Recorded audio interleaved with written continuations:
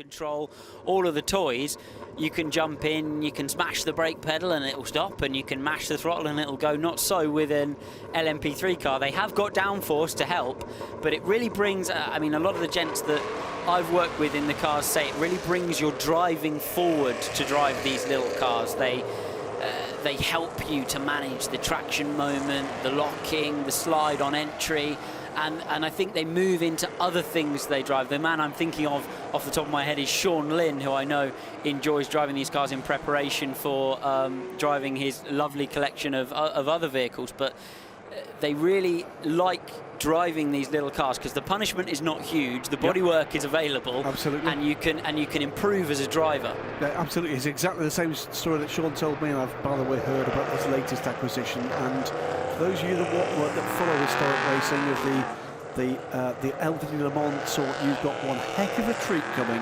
as yet unannounced, with an amazing car that Sean Lynn will be bringing to historic racing with real Le Mans pedigree of the relatively recent sort. None others of these in private hands and racing at the moment. Away the cars go on the formation lap. The yellow car there towards the back, just ahead of the number 4 Brookspeed car, now refettled after that trouble earlier for John Sharman, was the Solo Ginetta in the field, the Japanese entered car of Shinyo Sano, who will actually start this race. Have we got a missing Kessel Racing Ferrari? I think we might have. We'll keep an eye on that one, because there was no Ferrari between the TKS car and the Brookspeed car, and there should have been. We'll keep an eye on that. 27 cars due to start this race. Warming tyres and brakes. No fuel worries for LMP3 cars. They can run just a little bit over now, so should be able to get to mid-distance, no problem at all. But the GT3 cars might have had to manage fuel just a little bit, getting to the grid and on this warm-up lap, just to make sure that they can do the distance. I know in some GT3 machines, an hour around Monza, highest full throttle time, of course, of all of the circuits that we'll visit with this series, can be a bit of a challenge. Let's wait and see what comes out. I'm looking up and down the starting order here to see if anybody is throwing the dice in terms of putting in maybe the higher ranked driver for the starts. Looking down, and the first one that catches my eye is the SPV Racing number 44. That is starting in 20th position, Ricardo Sanchez, the final winners of the Nissan GT Academy.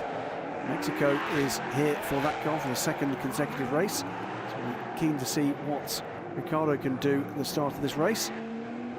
But another couple of very capable drivers a little further down the order from the first row of the grid. Adrian Chiller in the number 40 Graf car. Keep an eye on that car, because I think he's perfectly capable of doing great things from the start. But Mike Benham and Tony Wells, I think this could be a cracking first few laps between those guys.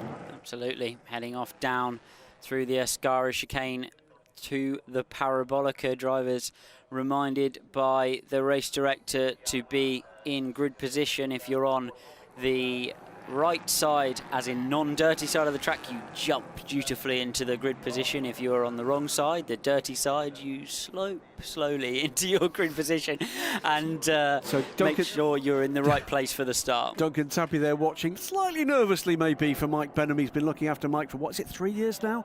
And GT cars are now in prototypes, being kind of having some moral support there from Gus Menezes and Ryan Cullen from the APR Rebellion team in the ELMS. Cars are neat and tidy, line astern in 2 lines, just as Eduardo Freitas likes it. Leading car coming down to take its line into pit lane, and very soon indeed we're going to be underway. The 25 Norma, the number 2 Ligier, will lead it away, and let's see whether or not we can get this packed field through the very tricky first chicane here. Often dramas there, let's hope not this time. The refs start to rise. Trigger finger ready, red light is on.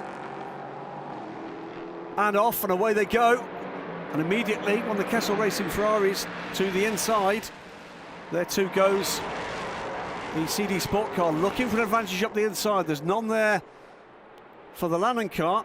guys seems to have got a clean getaway. It was a DKR car, I apologise. So the top 3 cars managed to get away cleanly. The top 4 cars indeed in their usual form. The 71 car took to the grass there, just tried to stay away from any chaos that may have ensued. It didn't, but there is a tap towards the back of the field. I think that was the number 9 Cool Racing car. Was that Jerry Kraut's car? Got turned around on the exit to turn 2. Looked like he just caught him and crowded him into the second apex, had nowhere to go, and he just caught the rear corner battle then in the middle of the field between the 65 Graf attacking his teammate Trollier, who's had a really difficult start from 4th position and dropped back now to 6th position. Blenheim leads from Wells, from Dabbard, from Peterson. And they round Lesmo and off down towards the Ascara chicane from the first time. This is when we'll start to see these cars wheel to wheel for the first time and see who has got the horses and the slippery bodywork. And it's the DKR car that is putting the CD Sport number 30 under pressure for 3rd position. This is Jens Pettersson on Eric Debar. A couple of the GT cars, by the way, shuffling back down the order, and indeed the EB Motors car, pole position setting car, has lost the lead in the class to Pianazzola in the number 8 Kessel Racing car. But Mike Benham away and relatively clear, just half a second up there. And there's a move for 3rd. And the Pettersson well. Down the inside of Debar. Lovely move there into the Parabolica. Very, very positive. What we'd like to see found the apex, and off he heads. Will he be under pressure now as they head back from Debar down into the apex of the first corner? He's in the toe and is going to attack down the inside. Is the door open down the inside? Yes, it is. Will he be able to get it done on the brakes? Yes, he will. Wow, great stuff. But does he outbrake himself there? That's the 21 car. That is Schatz in the DB Autosport car, gone by both of the Graf cars, just managed to gather it up. But really close racing in the opening stages here. Mike Benham is away and clear, and Tony Wells now trying to fend off the close attentions of Jens Pettersson as we hear the start of the race is under investigation up the inside, and that's another position gained. You're said to watch out for Adrian Schiller. He's gone by Eric Debar into 4th. The CD Sportman not having the best of the early battles here. Again, impressed by the clean racing here. Some lovely moves going on down the inside of the second chicane. A little bit bumpy under braking, but he managed to collect it up and point it over the first apex. And very, very nice racing from Schatz, who was past there, to not turn in and cause any issue. The battle to watch at the moment is for 2nd position Jens Pettersson, as Adrian Schiller makes up another position up into 4th place now. Headed to bar, it's Jens Pettersson on Anthony Wells. Tony Wells just a quarter of a second the gap. And is this where the potential error advantage of the Norma could come to play, Alex? Tony Wells just under a little bit of pressure. Right move from the 3, decides to sit behind and perhaps have a go down the Rettifilio. He's going to lose a little bit of front downforce through the apex of the Parabolica, but will he be able to tuck into the toe of Tony Wells and have a move down the inside of T1? And behind this group, another change, I think that was John Ferrano as the T1, sorry, the turn 1 potential battle comes forward. Up comes the inside of the DKR car. Tony Wells is going to have to cede that position. Can he, though, get the better drive through the turn? With the 21 and the 40 still battling it out. CD Sport being shuffled backwards here. And the normal chassis just moving through, isn't it? In the wheel-to-wheel racing, that extra little bit of straight line speed in race trim is really showing here in the battles wheel-to-wheel. The Graf car under pressure there. Around the outside for the 21, and he does it. Drove around the outside of Curva Grande. That is not a move you see very often in these little spec races. Up into 4th place. It's a long way around the outside there. And you have to be deep. It's very exciting when you get there, isn't it? When deep on the brakes into turn 3. Trouble potentially, by the way, for the GT leading Kessel Racing car. That was the car we saw cut right across the white line, and a big slide from the same car. Probably just been told that's that's under investigation. But the car rate's reported for abusing track limits at the start of the race. Yeah, the inside the white line down to turn 1 is off limits, but there's plenty of track there, and if you pass somebody on that piece of the racetrack and the race director spots you, then there will be trouble. I suspect that's what happened there. I'm sure that's absolutely right. So maybe trouble ahead for Pianezzola in the Kessel Racing number 8, Leeds GT at the moment. But it's all action elsewhere. There's been a change a little further down the order here with the Kyrgios Nielsen 79 in the hands of Alistair McKay, going by John Ferrano for 10th position, 14 car. Having passed Anthony Wells now, Pettersson has set off in very concerted fashion after Benham at the front of this field. So now we're going to have a lap-on-lap battle on pace. He's taken half second out of him over the last tour of the circuit. So we'll see if he's able to close down and make that move on the Lannon Racing. But Norma plays Norma at the front elm. Tony Wells still upholds the honour of Ligier in 4th place. Yep. And a big spin there. And that is the 22 car. Maguire in the United. Jim Maguire way down the field, I'm afraid. Jim Maguire in the aero liveried car, the 22, 24th position, and he's lost another position almost immediately with that spin. Nico Schatz, meanwhile, is closing on the DKR car in 2nd position. This 3-car normal battle. Well, there was already damage, wasn't there? A little bit of damage, potentially. That, yes, as he cut the tyre with that.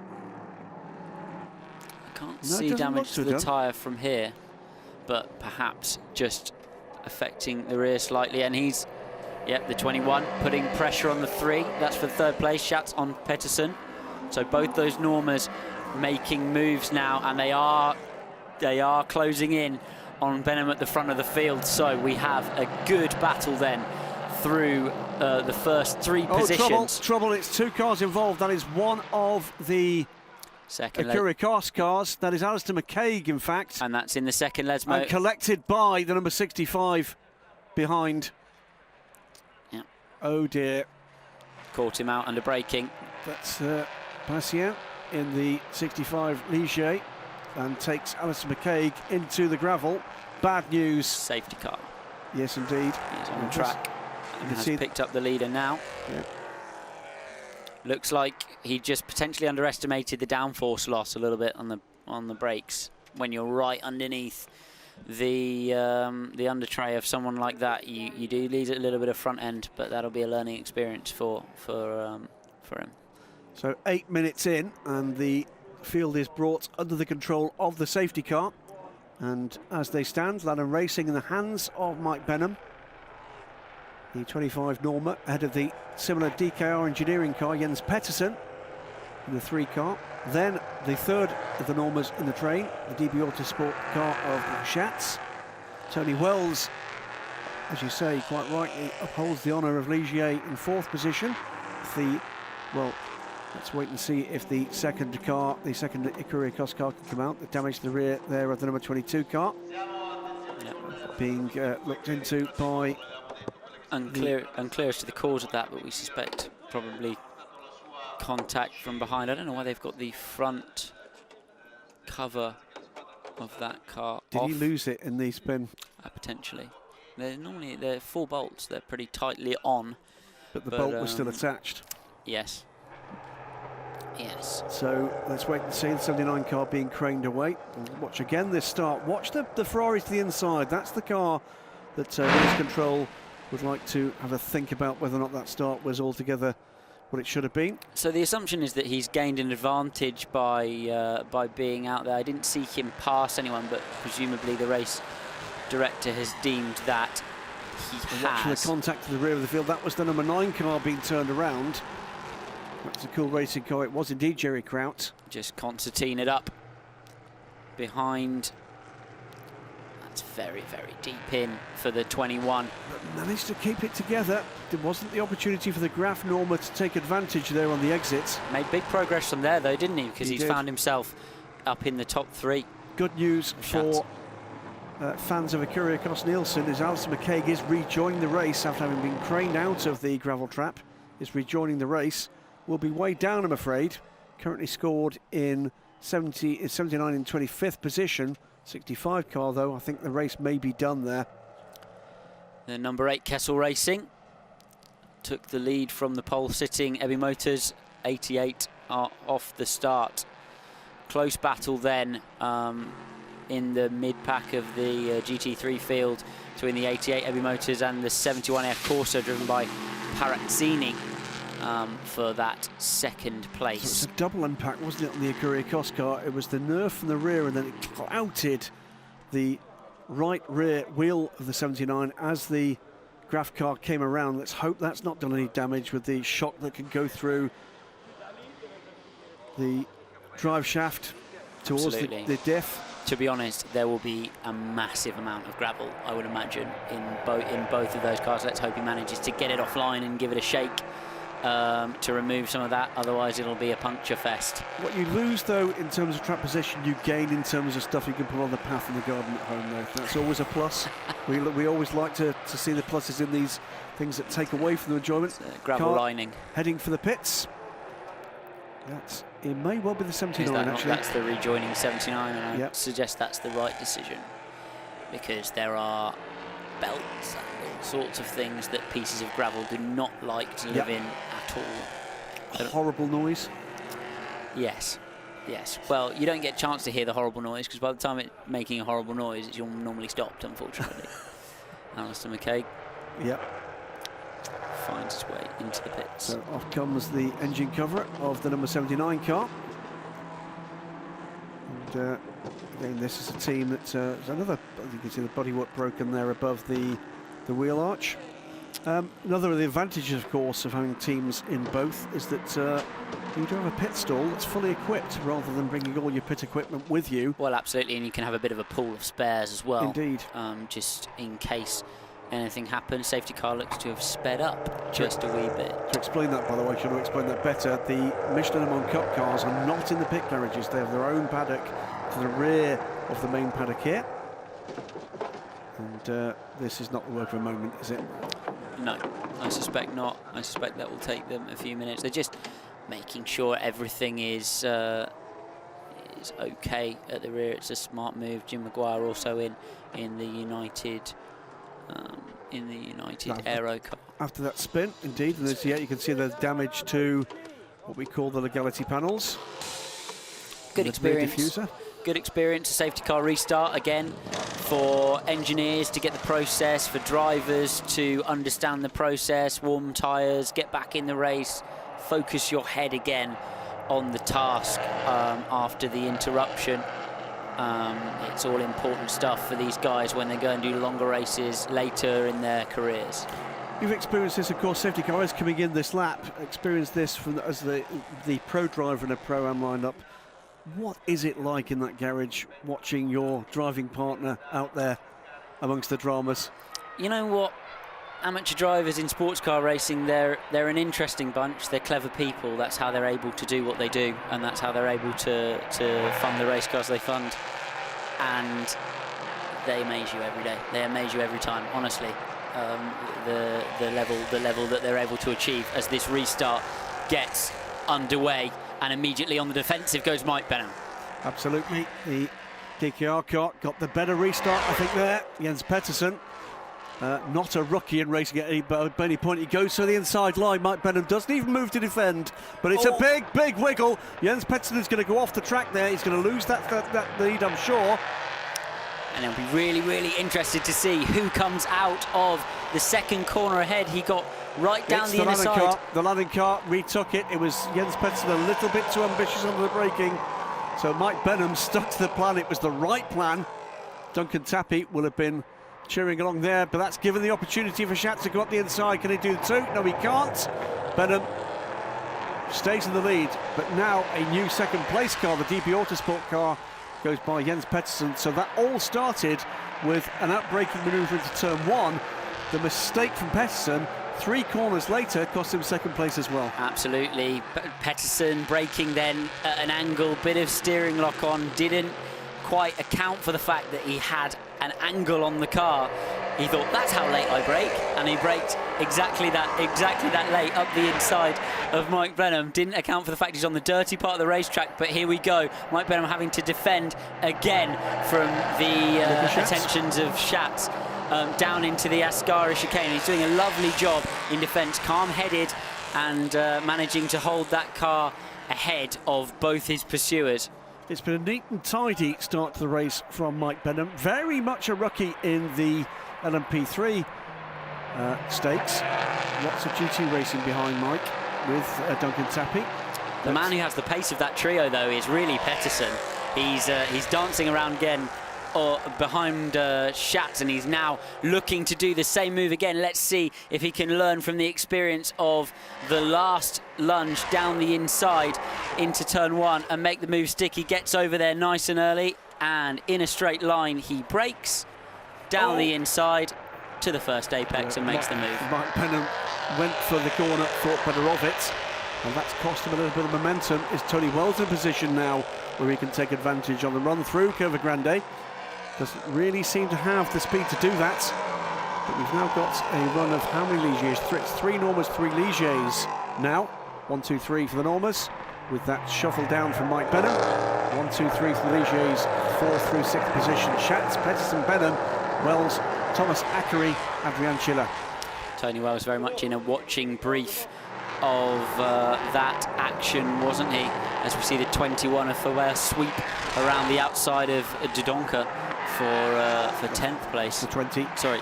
The 65, by the way, the other car involved in the incident with the Kyrgios cars. The 20 car goes way wide. The second DB Autosport car. That is the battle of the 11th place. The 65 has also made it back to the pits. So at the moment, 27 started, 27 still in the race, albeit 2 of them on pit lane. Purple middle sector for Schatz, looking to pull away from Pettersson behind him. I'll be interested to see if Pettersson can go after him in pursuit. Benham looks like he's just falling back slightly from the first 2, potentially into the clutches of Tony Wells in 4th place.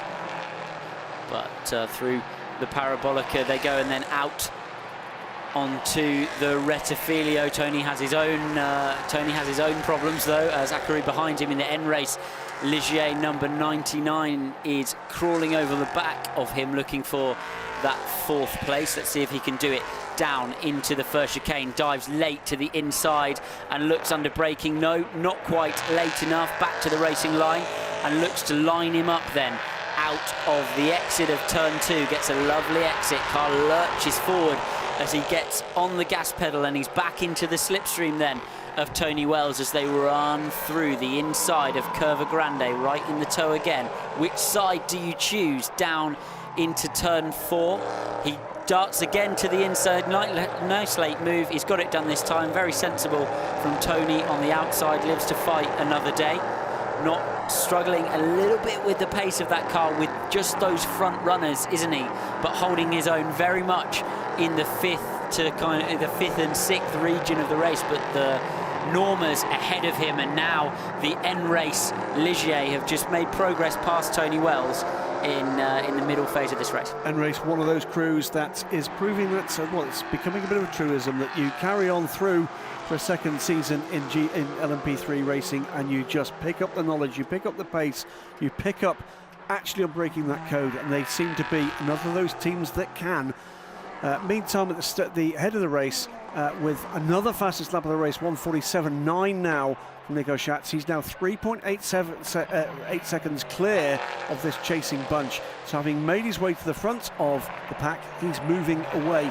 Remember though, this is a Pro-Am race, and some of these teams have put their fastest driver in to start with. Nico Schatz is one of those.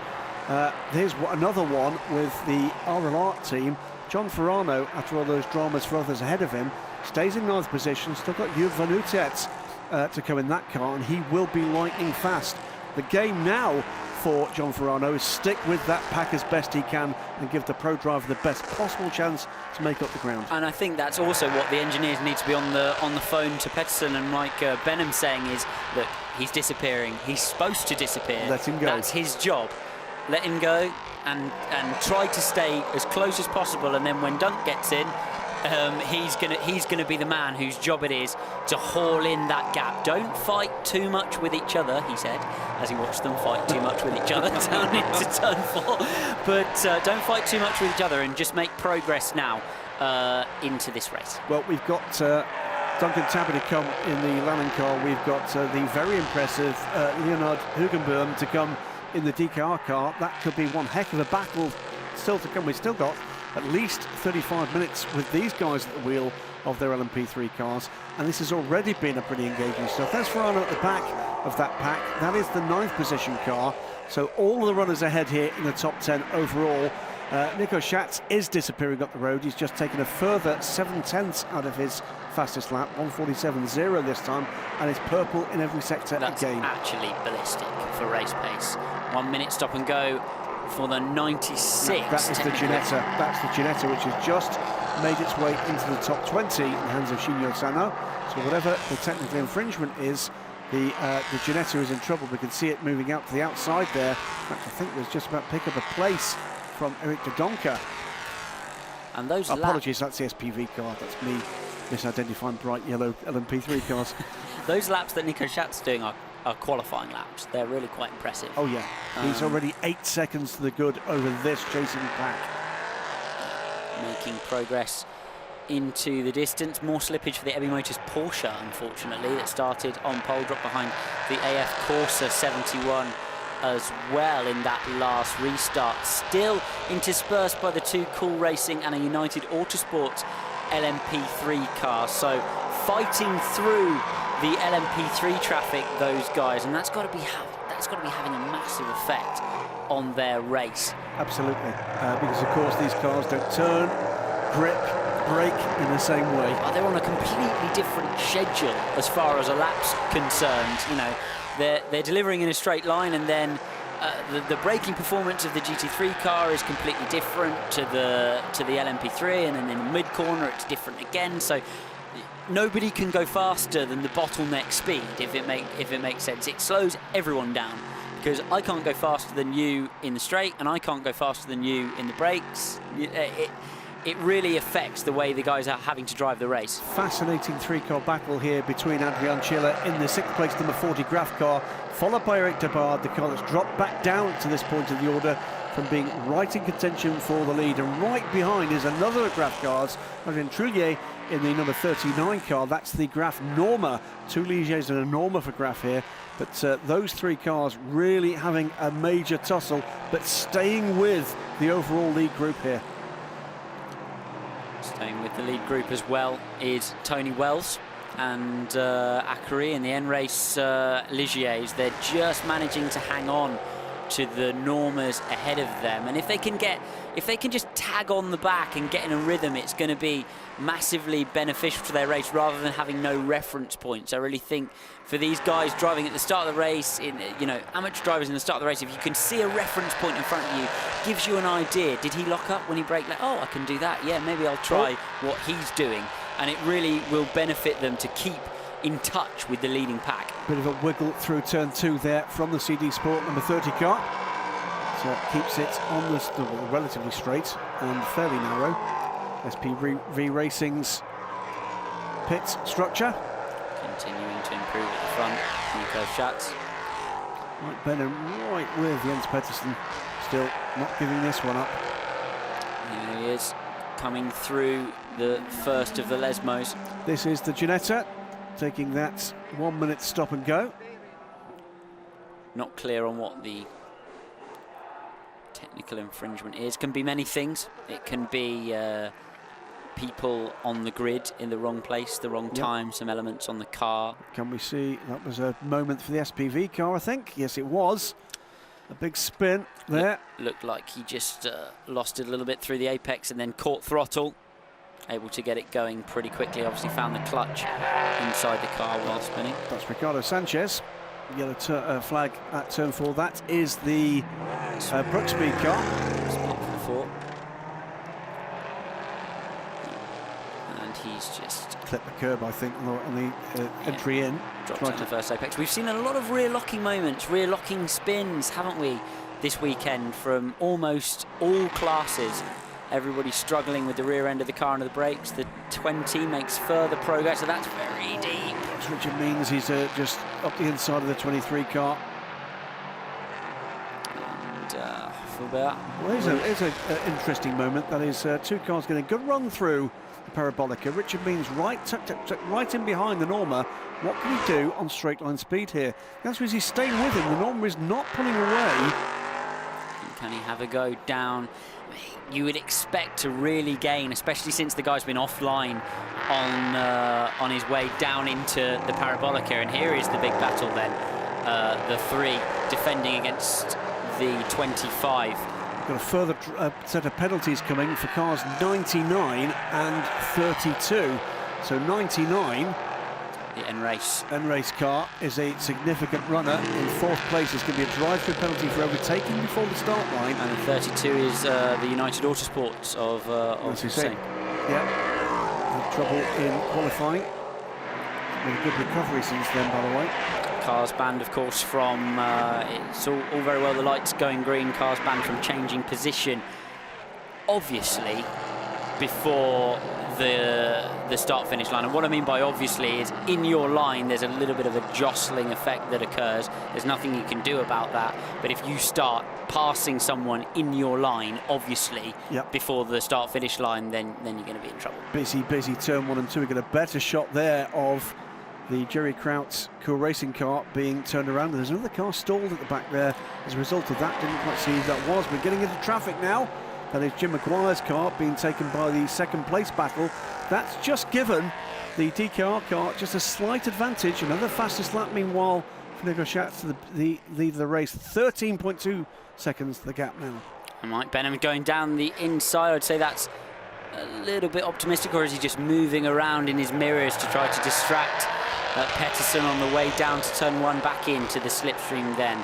The old guessing game through Curva Grande. Do I go left for the long way round in the inside of the braking zone, or do I stay right? Looks like he's missing just a little bit of, maybe it's just the concertina effect. Looks like he's missing some straight line speed, and yeah, he is just moving around, isn't he, to try to outfox him. Good to see Mike Benham with that level of confidence. He's now feeling as if he's able to pressure against Pettersson. The more experienced of the 2 racers, but Mike Benham, I think, feels he's got a good car underneath him, and he's now up for this fight. That, I'm sure, will be giving Duncan Tappy both a couple of moments where he's thinking, no, and a few moments where he's thinking, good on you, son. Absolutely. 20 down the inside of the Dodonka. 98. Dodonka, goes in deep, but gets it done. Those outs, offline areas still dirty, but cleaning up, aren't they? They were really dirty this morning for the various free practice sessions, and look, that is the gap. It is the entire length of the straight down to the Parabolica for Nico Schatz. He's just put another fastest lap of the race in, 1:46.597. He's about to shatter that, I think. No, he didn't. It was a slower 3rd sector. Another one in the 1:46s as opposed to the 1:49s for the battling cars behind. Tony Wells is the latest man to put Jim Maguire, the delayed United Autosports car, a lap down. So 3 seconds for 15 laps. He's looking at a potential minute lead. Yes. When he pits. So he has got the opportunity here with the race under full green conditions and a clear track ahead of him to just get the hammer down. There's not a lot of traffic yet. 15 seconds ahead already, of course, but even though that even being the case, it depends who comes next. If Pettersson and Benham manage to keep a good pace between themselves and not fight too hard, then it's all to play for. That could even be the net lead of the race. I think there's an element of one of those 2 guys needs to be having a sensible tablet. We see a nice move down the inside. Is that graph on graph? There's graph on graph action. Actually, no, it's not graph on United. That was Maguire, wasn't it? There's three red, white, red, silver and blue in one case because it's a graph car behind. I think it's the graph Norma behind Jim Maguire now. Those liveries are just so different. I don't know how I possibly could have confused them. Just moving through CD the traffic. The CD Sport car just tugging in behind. So another 2 Norma battle, Drouillet against Eric Debat. Behind that leading car, by the way, and then behind that leading 3 cars, really very close indeed. Libby Motors car in the hands of Venerosi is just dropping back a little. Venerosi, the less quick of the 2 gentleman drivers in that EV Motors car. And then GT3 cars in the race have found each other. Yes. Which is nice.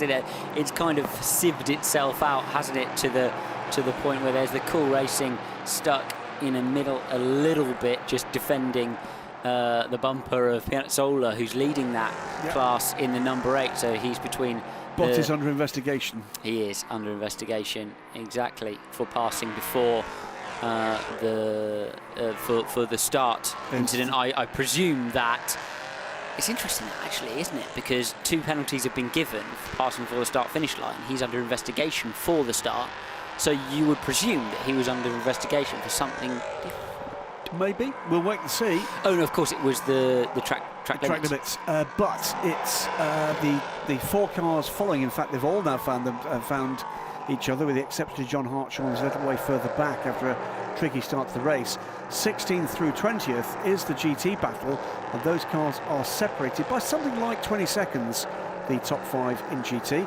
Meantime, though, the real action is underway in LMP3, and the battle we're watching right now is the battle for 6th, 7th and 8th position. John Farano still hanging on in there behind this little group of cars. The 39 Graf Norma has gone by the CD Sports, some of the CD Sports M30 of Gebhardt.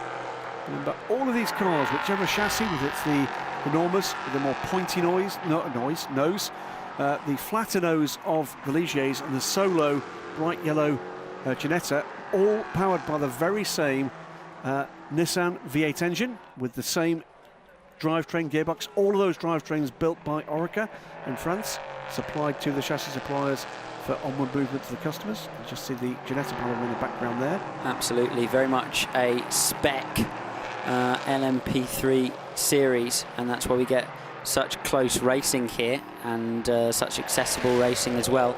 And the next phase of the LMP3 story underway right now with the tender process, the process for who is going to get the car 99. Meanwhile, oh dear me, N-Race reported to the steward for not having done the drive-through penalty. That's a big mistake. I suspect the reason is because they can't get in contact with him.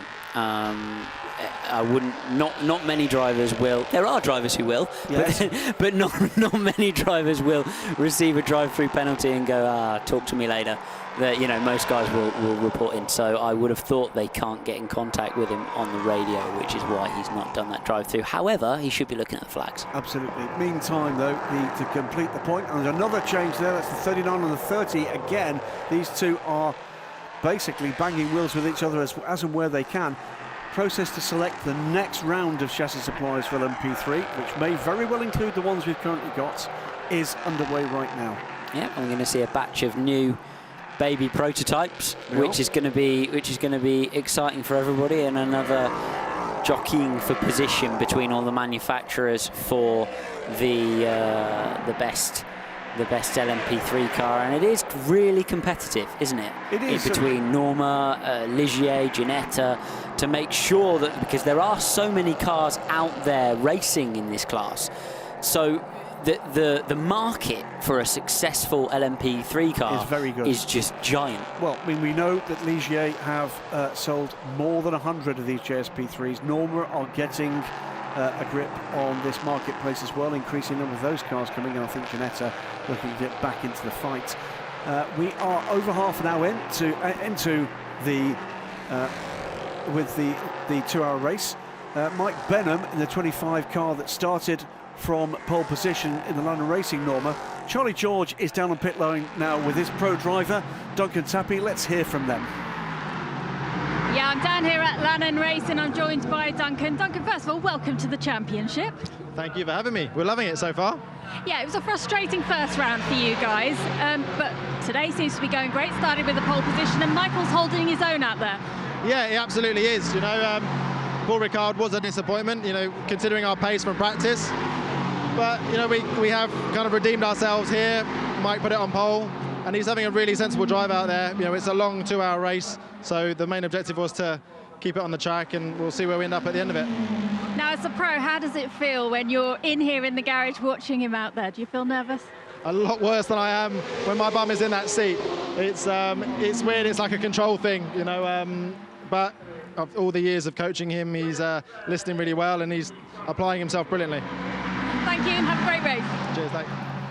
Duncan, been around for a long time. You'll know Duncan, I'm sure. Well, I know reasonably well. Let's watch again, though, while that was happening. Bit of an incident at turn 1, Alex. Of course, another one of those rear locking incidents. Tries to make the move down the inside. I think it was Eric Dabar in the number 30 car. Yep. Locks the rear, realises he can't get it stopped, and in some ways charitably decides to scoop it into the left-hand Almost wall. collected the graph car, didn't he? To not collect the graph car, so fair play to him that when he had locked the car up, he had the presence of mind to not collect his competitor. That said, there is an option to go straight on there. Yet another brake locking moment from the rear. They must be really, really snatchy this weekend across the rear axle. I'm going to go and find out why that is from my old LMP3 engineer. Absolutely. Yeah, we've got another 4 hours of action after the 2 hours we've got here involving LMP3s tomorrow with the European Le Mans Series. There's the number 8 Kessel racing car. We haven't heard any decision on whether or not there'll be a penalty for this car. The longer it goes on, the more likely it is there isn't. So Piazzolla is away and reasonably clear. Perezzini, though, I think he's closing in for the lead. Driver of car 79, that is Alistair McCaig, was involved with that incident in 65 earlier in the race. To the race control at the end of his stint, we're hearing. I suspect Eduardo just wants to have a bit of a talk through the rear end incident into Les Moto 2. So 2 of the GT cars, that is the number 88 EB Motors car being caught here by the 51 in the hands of Ulrich. So it's Venerosi from Ulrich. This pair 10 seconds off the second place car Perezzini in the 71, and that car is catching Piazzolla for the lead. Still some pro drivers to come here as well, of course, though not for the 88 car. It is a 2-gentleman car. Yeah, they got it right across GTE, GT3, Dunlop and Michelin for the qualifying sessions for both series, but in this race they are under pressure, aren't they, in terms of pace. We'll have to see whether the second driver in that car will be able to resurrect things, but they've slipped back, it has to be said, from that pole position start, and whether there is a strategy call in there somewhere causing that. Venerosi, the less experienced of the pair of EB Motors drivers, but both of them know Monza reasonably well. I'd say, by the way, at the moment, Jens Pettersson, second place, is beginning to pull out a gap on Mike Benham, just edging away sector by sector, lap by lap, 2 or 3 seconds now to the good. We have an hour and 22 minutes still to go, and it was interesting to hear from Duncan about his feelings about this one. I think he's proud of his man there. Absolutely, and you do. It's you feel like you've contributed.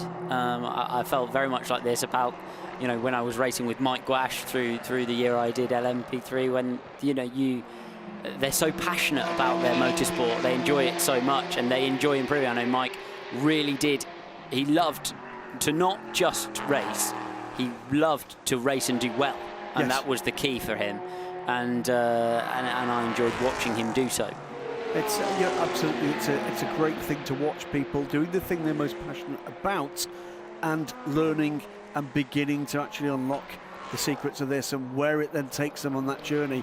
And the number of times you've seen it, I've seen it, coming into some of the junior GT and sports car racing formula, and then 2, 3, 4, 5 years further down the line, nowadays into P3 and the P2. Well, especially when things are done with humility and dedication, when they don't.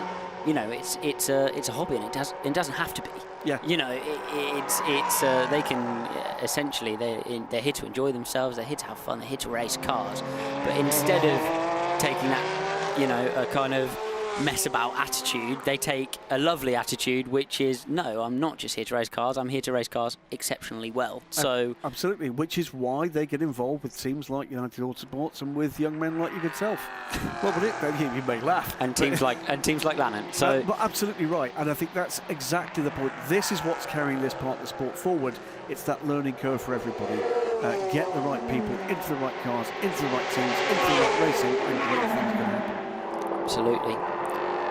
20 minutes to go of the expected stint length of these guys. Tony Wells hanging in there in 4th position. Chilap behind him. Trollier in that little pack. Nico Schatz gapping of Jens Pettersson. Not stalled, but it's not going out as quickly as it was. Jens Pettersson's pace pretty good, and actually Mike Benham's pace stabilising again. That gap to Benham for third position, now 3.7 seconds. That will put him about 27, 28 seconds back from the leader, with, of course, Duncan Tappy still to come. I saw Schatz take off when he hit the front, and I wonder if he's just taken the edge off those tyres a little bit. I mean, he's still in the 46s, still delivering purple sector 1. Sector 1 is essentially, though, the braking zone down into turn 1 and nothing else.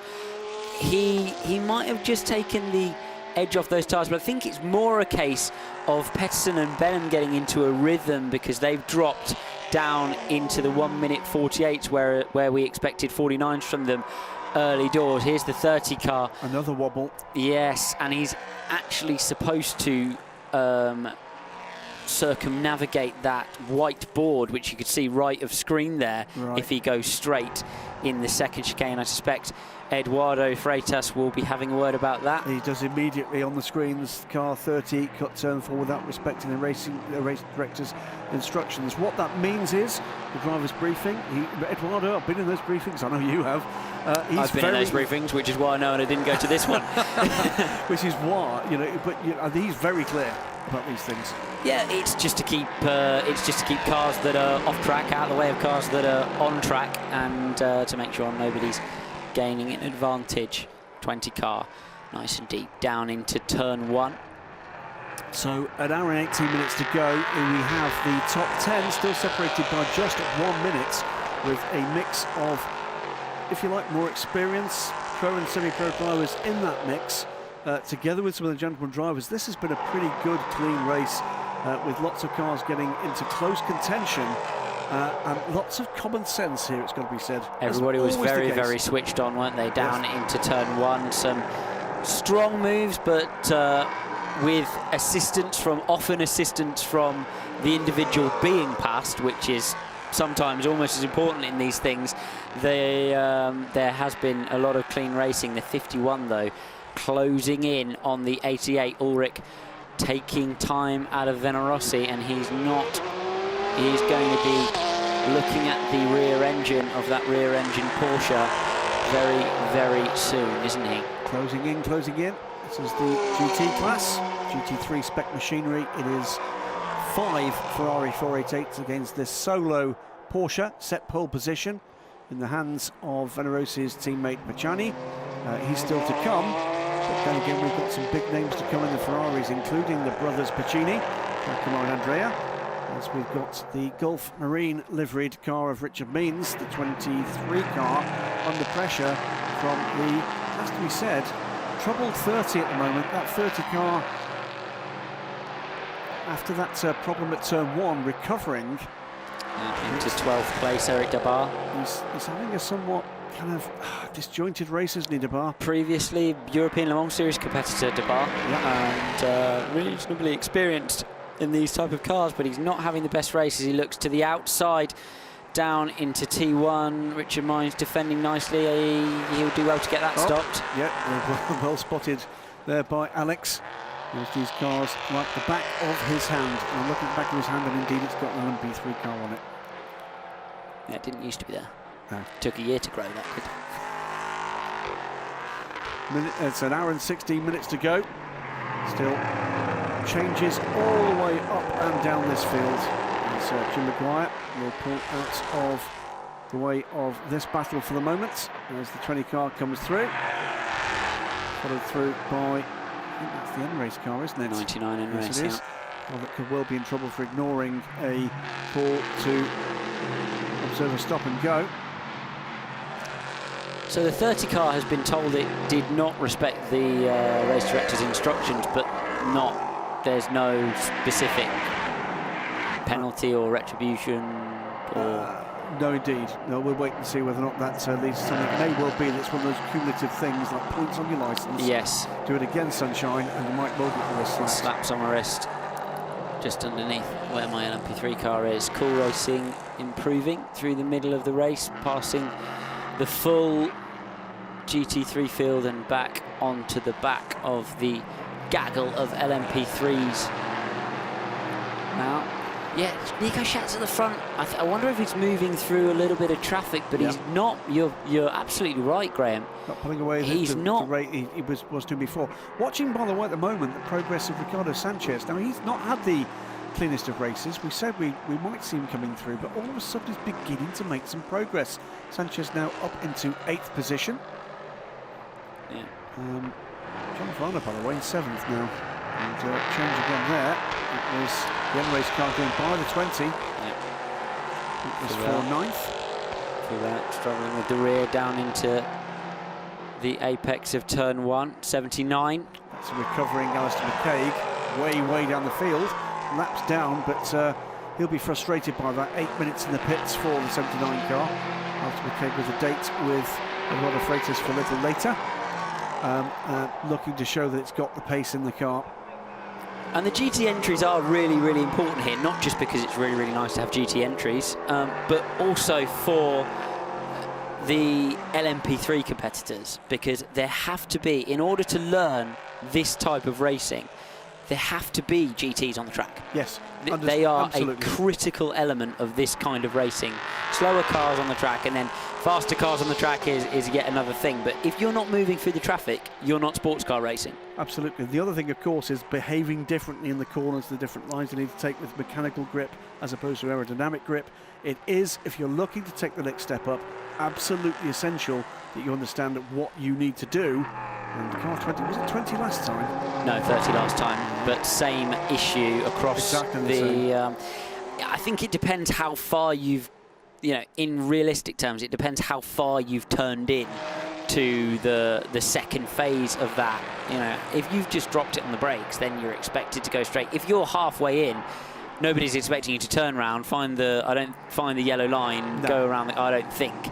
But it's a case of where that balance lies. 20 and the 30, both of which have had, said a little earlier, some disjointed running. 30 though, Debar looking up the inside now of the 20 car.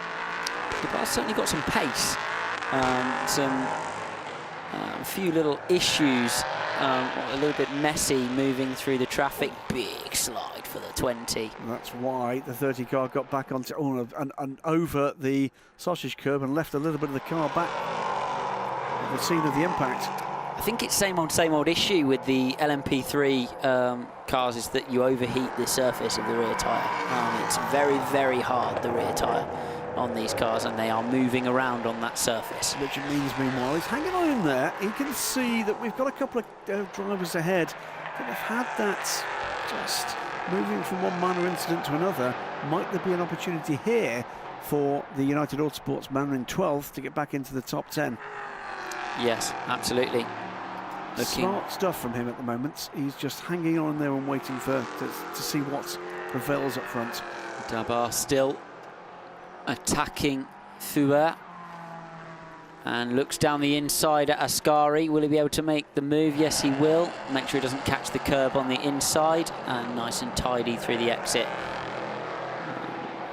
And off down, but we'll have to defend yet again down on the way to Parabolica. And I think we're shortly going to be having an interview with Pacini from the GT class. It's Giacomo Pacini. He's the co-driver of the number 8 car that is leading in GT at the moment, in the hands of Piazzolla, down with Charlie George in pit lane.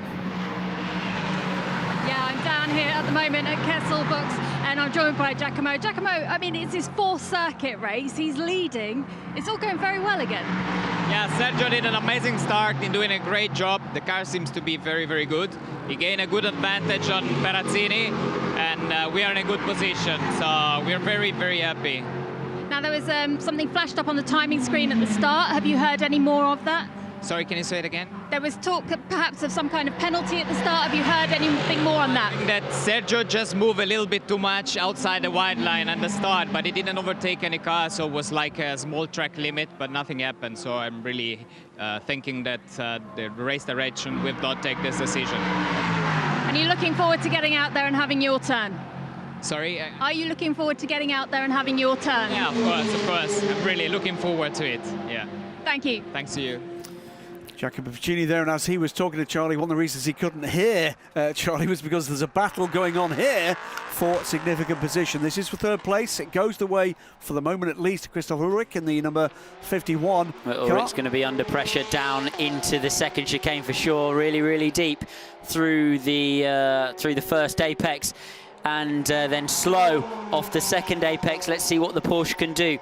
Down around Curva Grande. Doesn't seem to have the grunt, does it? It doesn't. It really does. Oh, but a bit of a outbreaking there from the Ferrari. Still not the opportunity for the Porsche to take advantage.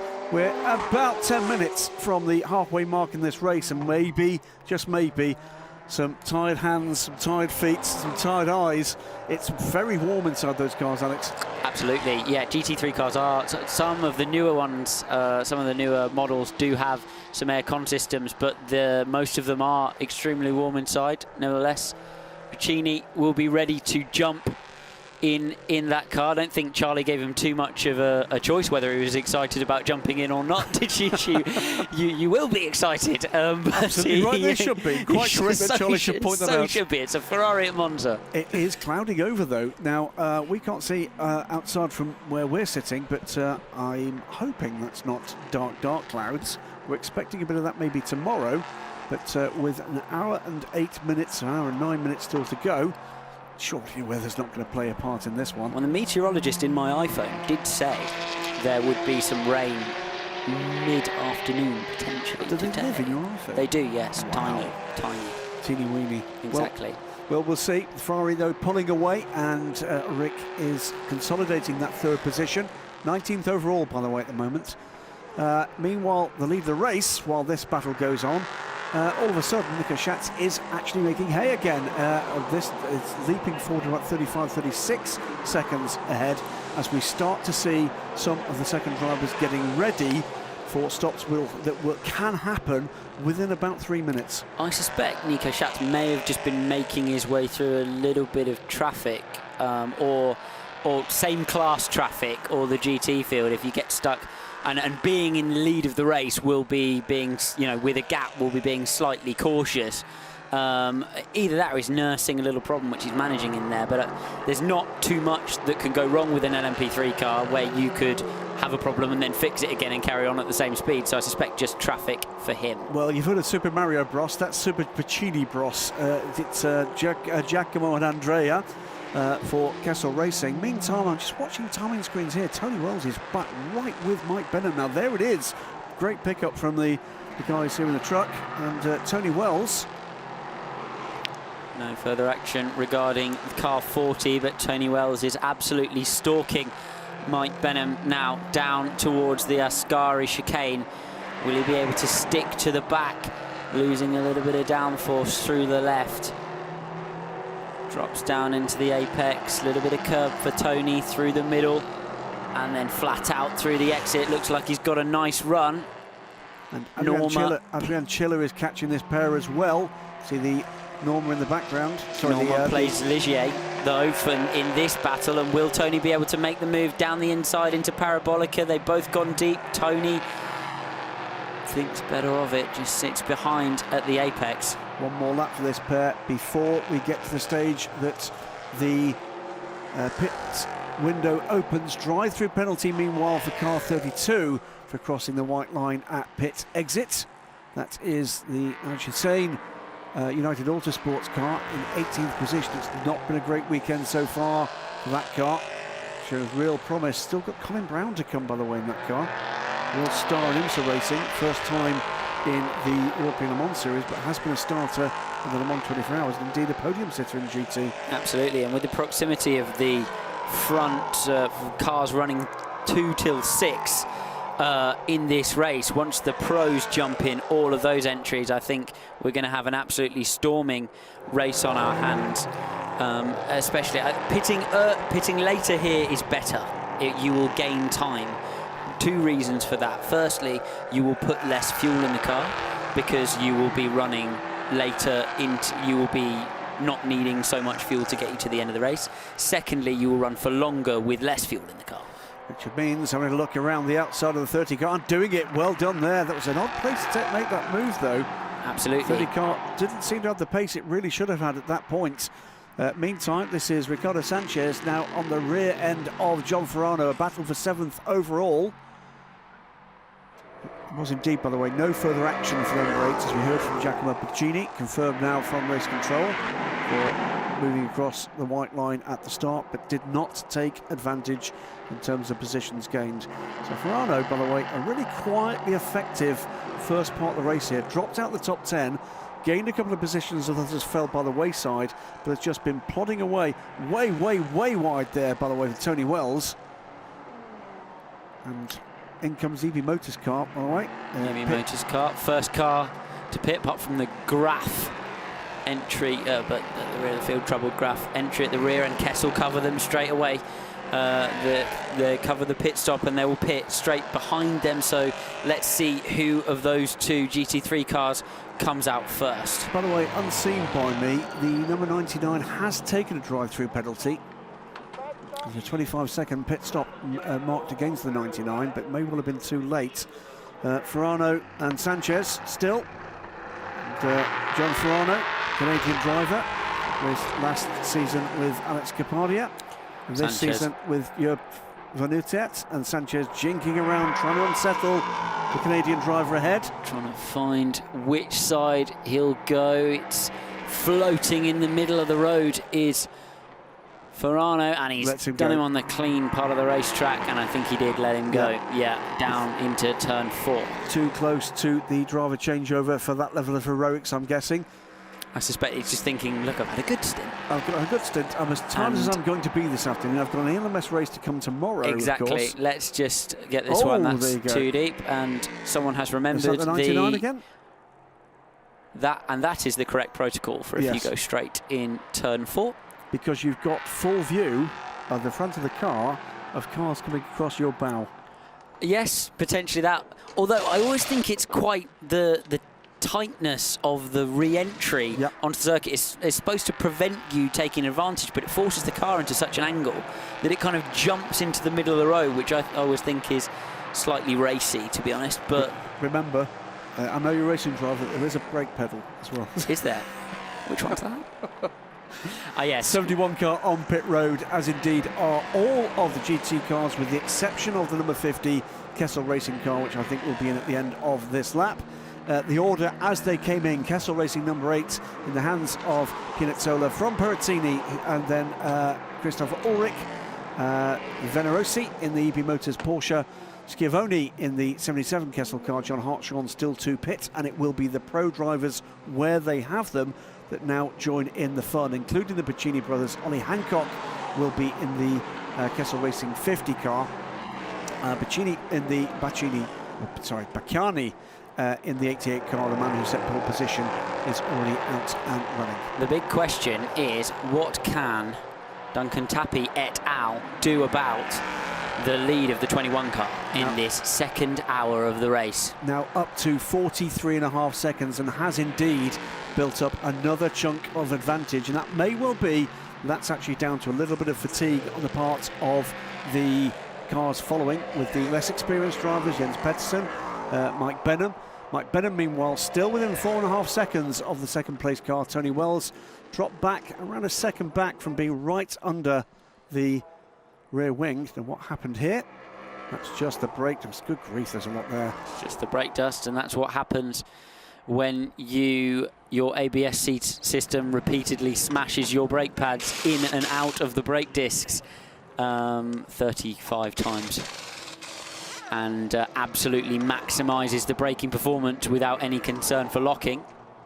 However, not perhaps the most efficient way of using a brake pad if that's the one that you're concerned about. You can get in trouble with a GT3 car over a 4-hour distance, not over a 2-hour distance, with pure brake wear. If you're on a competitive brake, if you're on a racy brake pattern, the first of the LMP3 cars in the pits. That's Tony Wells. That's the Brooksby car. That's number 4 car. I think Tony Wells actually came in behind him. Come in just behind him. So Tony Wells is in.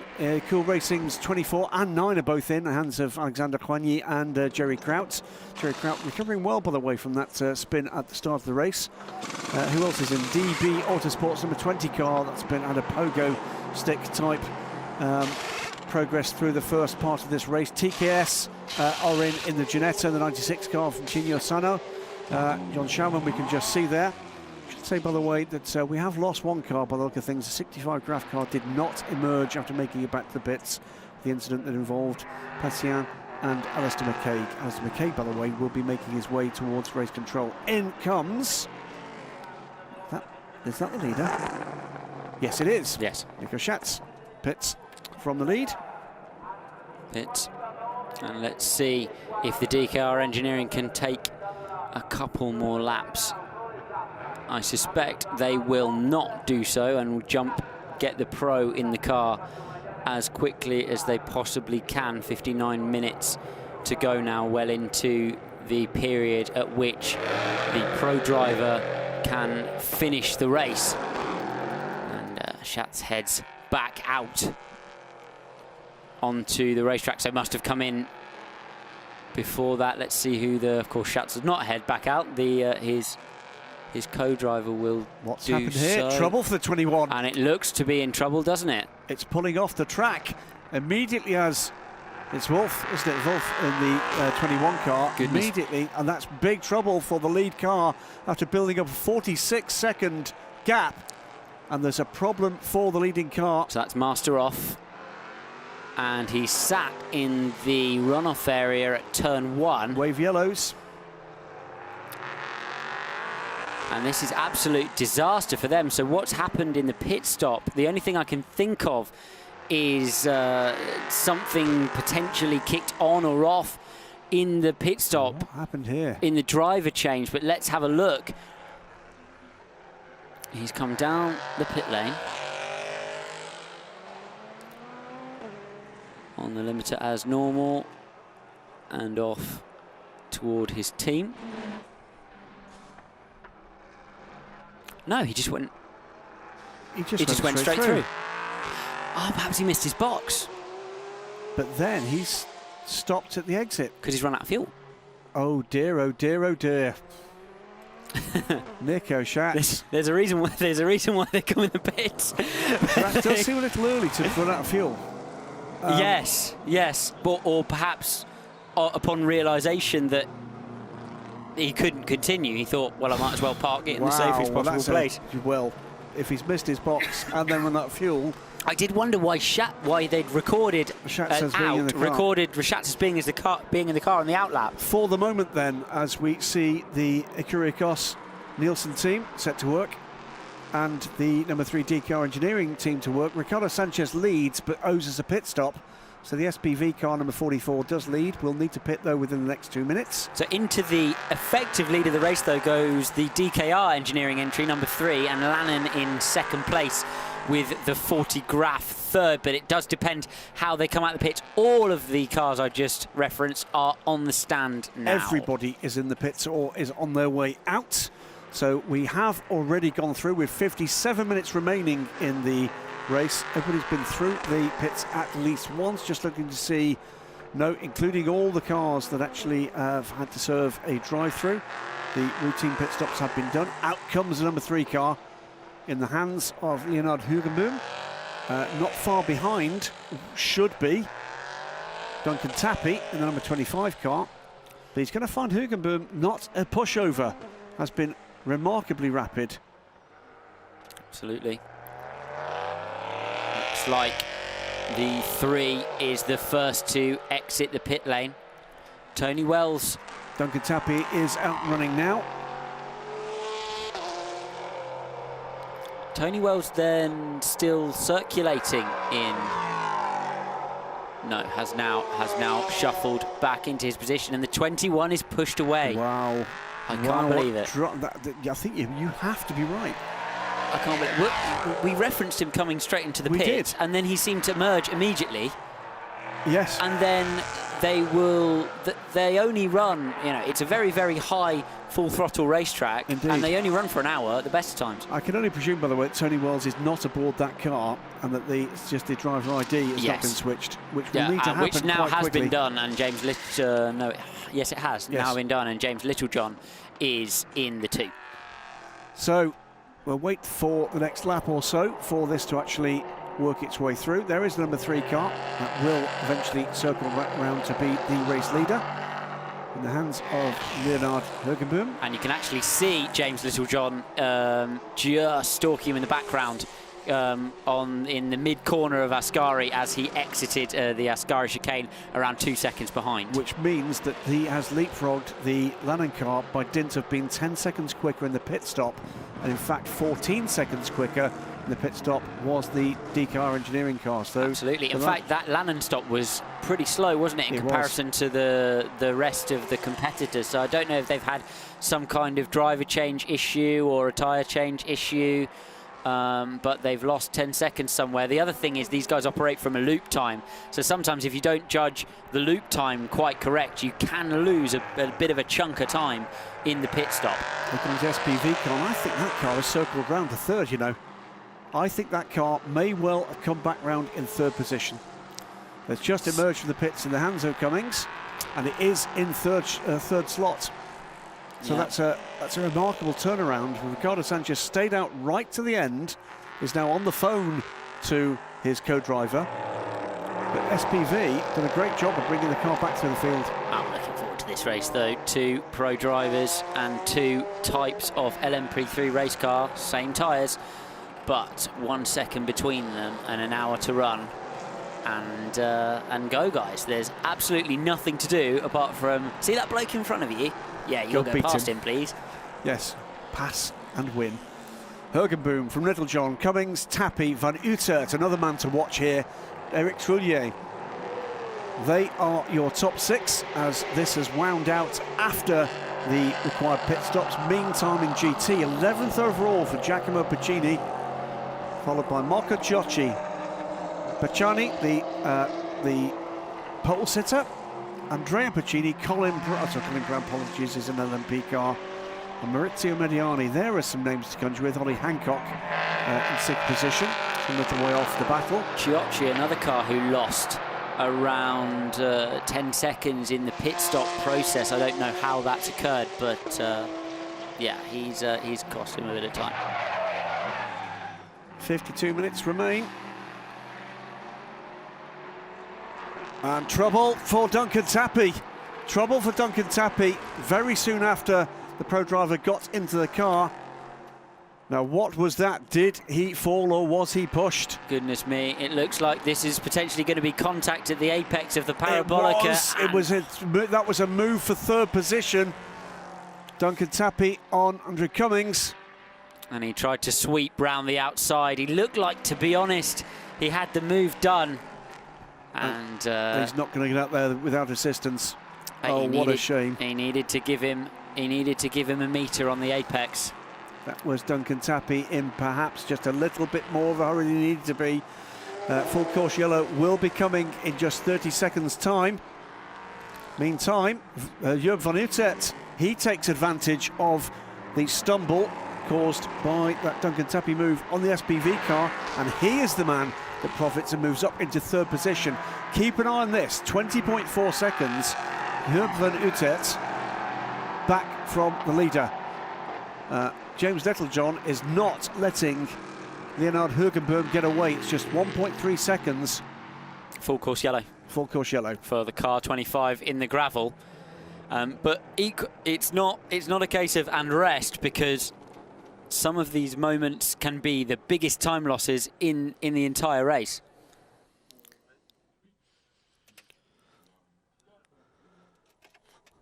And from the very start, there was drama. The number 8 car running wide, not being penalised for that later on.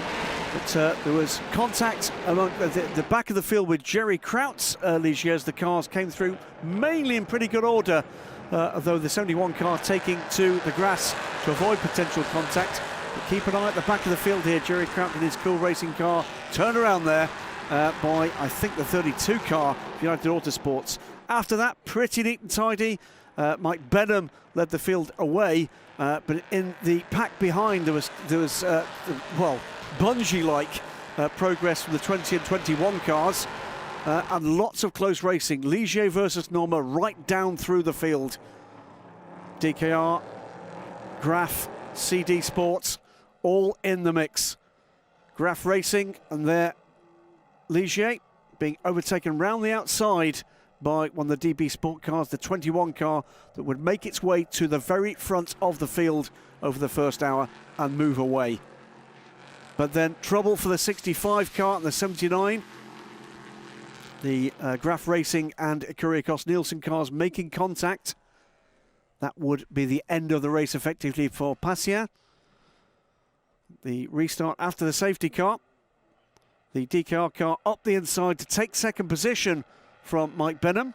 He would stick it out to the very end of his stint, stay in contact with the second place car.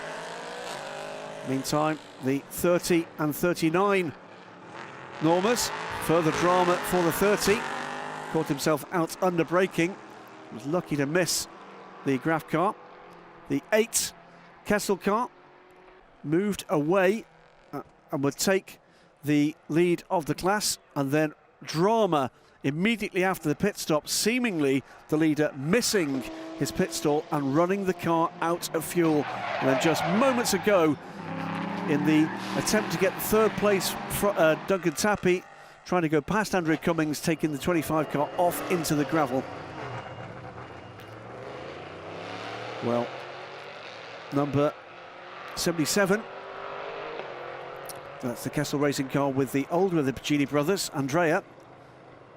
By the look of it, Duncan Tappy released from the gravel trap and will rejoin.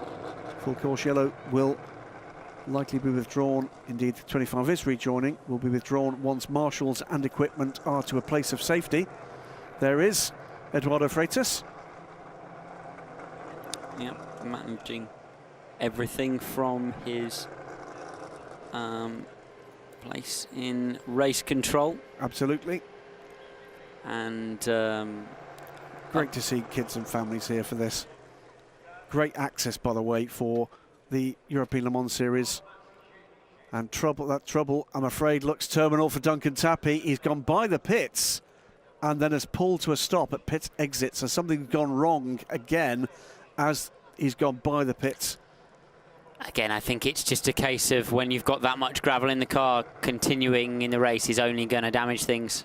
So that car, though, will be pretty simple to get to a place of safety. Full course yellow will remain until that happens. Update on that DB Autosport, the number 21. It was a loss of fuel, unfortunately. Oh dear. They will be kicking themselves. And that is cruel, isn't it? And each other, I'm afraid, That's in that cruel. situation. So that would look to be simply that he missed the pit stall. I think you called it absolutely correctly. Invest in some neon lights for the lollipop. Yeah, might well find a rather brighter lollipop next time out. That will be, of course, at Le Mans for the 2 Road to Le Mans races. That is going to be the next double-header round for the Michelin Le Mans Cup. Here are the leaders. Important times, actually, when you're, as Matt Vaxivier relives his qualifying lap from earlier with Xavier Combe over the race. But then I did this, and then I did that, and then I got pole position. I just closed my eyes and turned in. Can I have a pay rise? All appear to just work out. Yep. You need to maximise the entries, obviously, within the bounds of sensibleness and safety. Maximise the entry of these full course yellows, the speed under full course yellow, which is essentially the same. You're locked into a speed, right? So you're locked into a maximum kilometres per hour. But a shorter distance is a shorter distance. A shorter distance at a set speed is a faster time. So you can actually gain and lose a really massive amount of time under full course yellow. And I think actually Hugenboom's taken a bit out of James Littlejohn just by. So you stay on when you're doing this. You absolutely, it's not a case of and full course yellow and relax, have a bit of drink, chat to my engineer. And it's gone green, and this is when you really need to be on it, because and actually James was pretty well on it there. Yeah, absolutely. You need to get the car. The car's running third gear on the full course yellow limiter. You need to get him down to first to get going, and then take the limiter off. And all of that has to happen in the first stroke of the green flag. That was a very good restart indeed from James Littlejohn, and that gap that was eked out has been eaten back up, and he's got a good run here. He has got a good run down into the second chicane where we've seen so many moves done today. What will James have to attack? Down into the second chicane, Hugenboom defends the inside, but James makes sure he has the optimum line in to the second chicane. Will now have to follow Hugenboom or Littlejohn all the way through the Lesmos, losing downforce and speed all the time. The next opportunity for him will be down into the Ascari chicane. A little bit of traffic ahead with the 71 Ferrari. I suspect that may prove very, very critical to this little race. Indeed. As we carry on into the 44 minutes remaining in this stint. Absolutely, and behind them, Jürgen van Uytert has pulled back a little time, but it's a little bit of time. Gap now down to 19 seconds from 20 seconds. That's not going to be good enough in terms of rate of closure. Into the toe again. Hugenboom just trying to find the toe of the 21 to almost, find the toe of the 71 to almost neutralise the toe he's giving to Littlejohn behind. He looks to be just losing a tiny little bit in a straight line. The Norma again on straight line speed, very, very quick. In general all weekend, but it's become really apparent when we've watched them. Look at the gap there. When we've watched them wheel to wheel, the Norma just eases out. And I think Littlejohn in this phase of the race, his only hope is that Hugenboom will be balked by traffic at some point and he'll be able to make the move. He was really switched on the full course yellow exit, so credit him for that and made himself an opportunity. But now he's going to have to be quick, and I'm not sure he's going to have the legs. We'll find out. Well, I'm still watching that gap behind, and while that little, I call it a battle at that stage was going on, Van Uytert has pulled out another couple of, just looking at Alex is pointing out to me, a straight line speed through a speed trap, a full 7.5 kilometres an hour advantage for Hugenboom in the DKR Norma over the Akuriakos Nielsen car. Yeah, Hugenboom following the 71, so perhaps corrupted data slightly. Let's see if he can make the move. Critical pass in traffic for the number 3. He's popped himself on the outside, but should be able to power past on his way down to Ascari. 71 very sensibly lets him through. But that, again, will be one of those sigh of relief moments, because he will have been able to see that 71 car coming up for him to pass later in the stint and thinking, oh no, I really hope he doesn't hold me up and give Littlejohn a chance to pass. The already troubled number 30 CD Sport car, we saw that car spinning into the Armco at turn 1. The first half of the race gets a drive-through penalty for crossing the white line at pit entry, making that decision just a little too late. So it'll be a further delay for the 30 car, now down in 12th position, and that, looking at the other cars around it, will lose at least 2 places. The FCY speed's under investigation. It's pretty standard practice these days, but we'll find out if anybody was a little bit too fruity with the FCY limiter on the way in or the way out of that full course yellow. Rate of closure, by the way, for the third-placed RLR car in the hands of Jürgen van Uytert is beginning to increase. So James Littlejohn not under pressure yet, but if this rate of closure continues for another 10 or 15 minutes, then he's going to be. He is definitely catching him, isn't he? In He fact, is. Both Cummings behind, I think, is he's dropping away slightly into the clutches of Trollier, but Van Uytert is definitely catching up to Littlejohn, and Hugenboom starting to stretch his legs at the front a little bit. Yeah, Cummings there cedes a place to Trollier. Will be trying to hang on in there till the end of this race after great pit work and actually a great second half of his stint from Ricardo Sanchez. Has put them in a pretty strong position in the SPV racing team.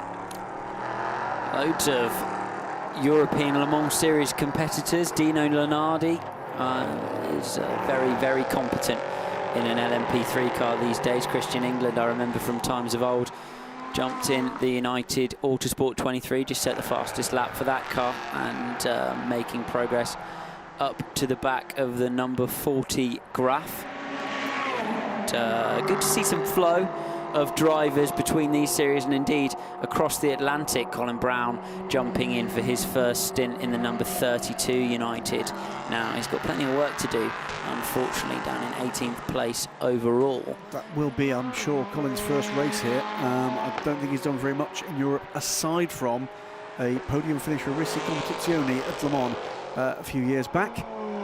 But good to see drivers of his calibre coming over here. And it's a story in itself, the number of drivers from North America choosing to come to both the Michelin Le Mans Cup and to the European Le Mans Series for a variety of reasons. You know, experiential. Why wouldn't you want to come and race at Spa, at Silverstone, at Monza, and at the Red Bull Ring? It's a cracking calendar for this series, and of course at Le Mans. But beyond that, the level of competition that they can get here, and in particular the mixed class competition, something at the moment not available to them in Europe, the North American Series. Everywhere you race and every car you race teaches you something. You can't fail but learn in the race paddock. There's, you know, we watch these guys pound away on the racetrack, but you know, that's a very, very small part of their weekend. They're there, they're planning, they're scheming, they're talking to the engineers. I spotted the top three all got a clear lap that time round. I saw on the timing and scoring screen we have here, and all three set the best lap of the car. Hugenboom 47.8, Littlejohn 48.5, Van Aert 47.6. So Littlejohn very much being caught in that little trio and falling away from Hugenboom at the front, 4 seconds behind now, having been on his gearbox just a few laps ago. This is looking good at the moment for the DKR engineering squad. Tucked in behind that Porsche, by the way, is the race leader. No, sorry, that's the 30 car. That's the CD Sport car that has just been in for its stop, its run-through penalty. Not the first time I've confused those two, I apologise. It's a quick lap again for Hugenboom into the 46s this time, and he's pulling away. Yeah, new tyres on the cars at the pit stop, of course, but also a full tank of fuel. It's pretty impressive to see the laps these guys are managing to drag out of the cars in these race conditions, with traffic on track, etc., when you consider the qualifying performances. The next car to have to deal with the EP Motors car, we'll come to a shot in a moment there. There is Jürgen Utet, closing. And the gap now to James Littlejohn is down under 14 seconds, courtesy once again of something like a second and a half taken out on the last lap, and he continues to make progress. Littlejohn is responding. Can he respond enough?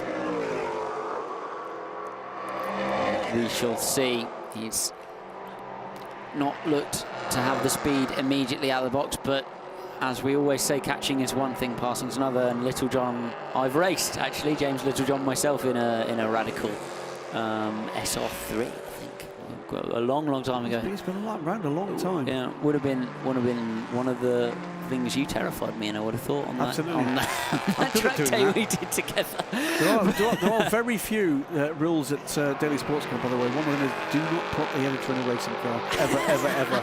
I don't mind being passengered. Nobody told me that rule or gave me a brake pedal, so.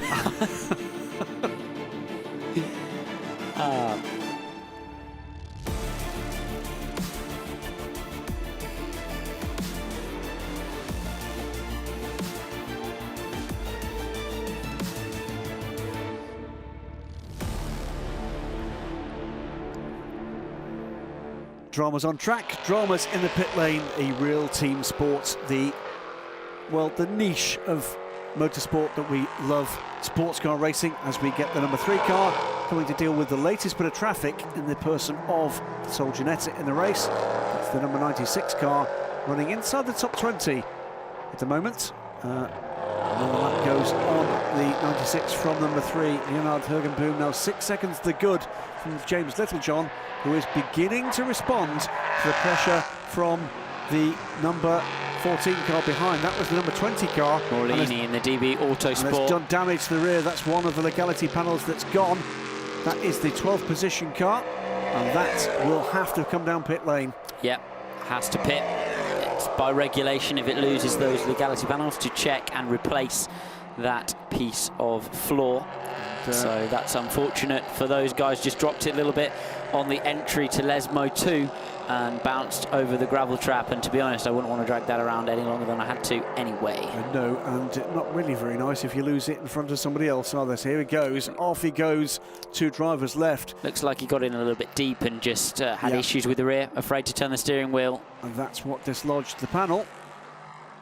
Let's hope it hangs on until the car gets down pit lane. We don't want that in the middle of the track or elsewhere. Bounces over the grass. Unfortunate there, really, to lose that. But it is deep gravel on the exit of Lesmo 2. Race on the track between the 2 Kessel Racing Ferraris that sit.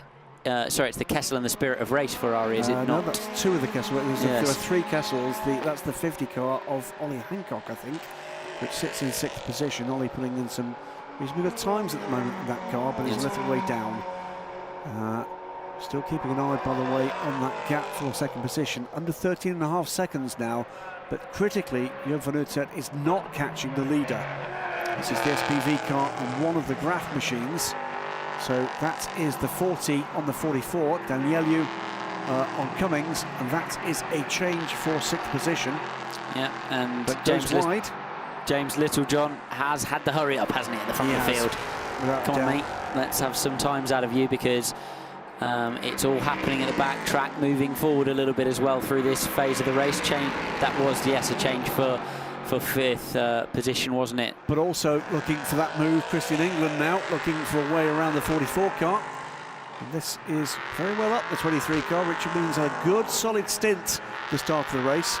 A bit of a big twitch there by Cummings, and Christian England nearly ran up the back of him there. Nice reactions there by Christian England, because when you've committed to the throttle there, it's hard to get out of it. And now he's got half a chance of a run around the outside of Curva Grande. The 44 floats in the middle of the road, slightly naughty, leaves a door on the inside, but not really. Christian England decides not to take it and sit, but will he be able to drag up the inside of him into Lesmo 1? Yes, he's clearly up the inside and managed to lever arch him out of the way and take the place. Heads up from Christian England. That's a little bit wild there from Cummings, as you realised he'd made the mistake. It's quite a big mistake, but England just too close behind him to take advantage. If anything, had to take evasive action. A couple of metres further back and he'd be able to drive straight by him through Curva Grande, but he wasn't, so he did a nice recovery job and got the move done anyway. Littlejohn puts in the fastest time for that car yet again. He's managed to stabilise that gap a little bit back, hasn't he, to the RLR in 3rd place. Yeah, losing tenths rather than a second a lap now. 2 Graf racing cars. Sorry, again I've misidentified the aero car. My apologies. That will be Matt Bell, won't it?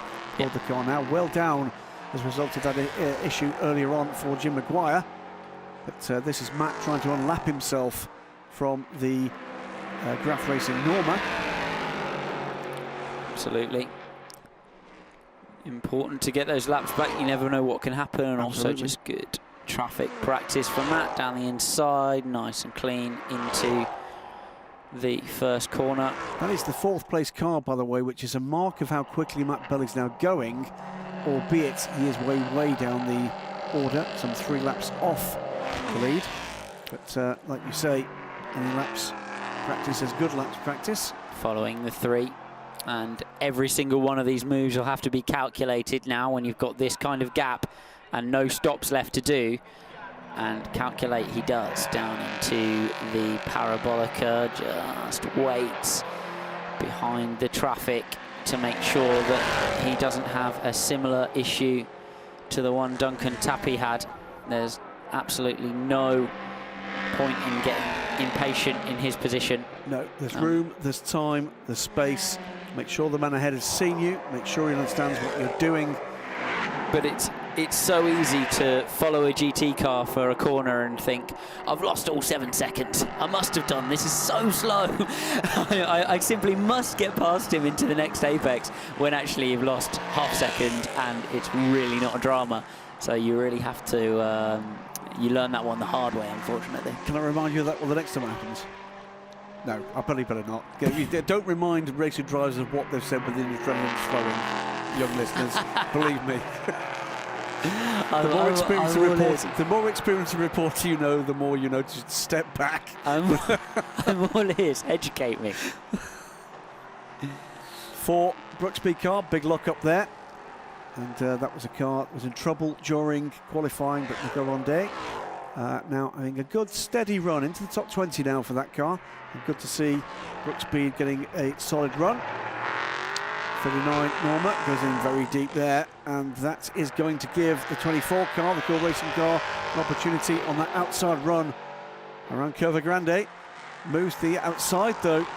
The Mickey, tricky, isn't he, for him? And you can see just the little bit of extra speed that the Norma has, just pulling that tiny car length, but he has managed to get it down the inside, bumpy down the inside there, but he levers him wide into the first apex. That is a change for fourth position. Antonin Borga ahead of Eric Cloutier. Yeah. Looks like the 39, as you said, just went far too deep. He actually got off the brakes way too much into the first apex. Again, was nearly collected on the apex there. And Borja just sweeps through the second apex, gave himself a lovely run onto the Curva Grande to get that move done. But even then he wasn't able to drive clean by the Norma. Yep. No, indeed. It's interesting stuff. Cool run from Cool Racing at the moment, and over 30 seconds off the podium battle. But big drama there for one of the Graf Racing cars. That is the 23 car on the 40. This is for 6th position. That should be enough, and will be, for Christian England to get yet another place here.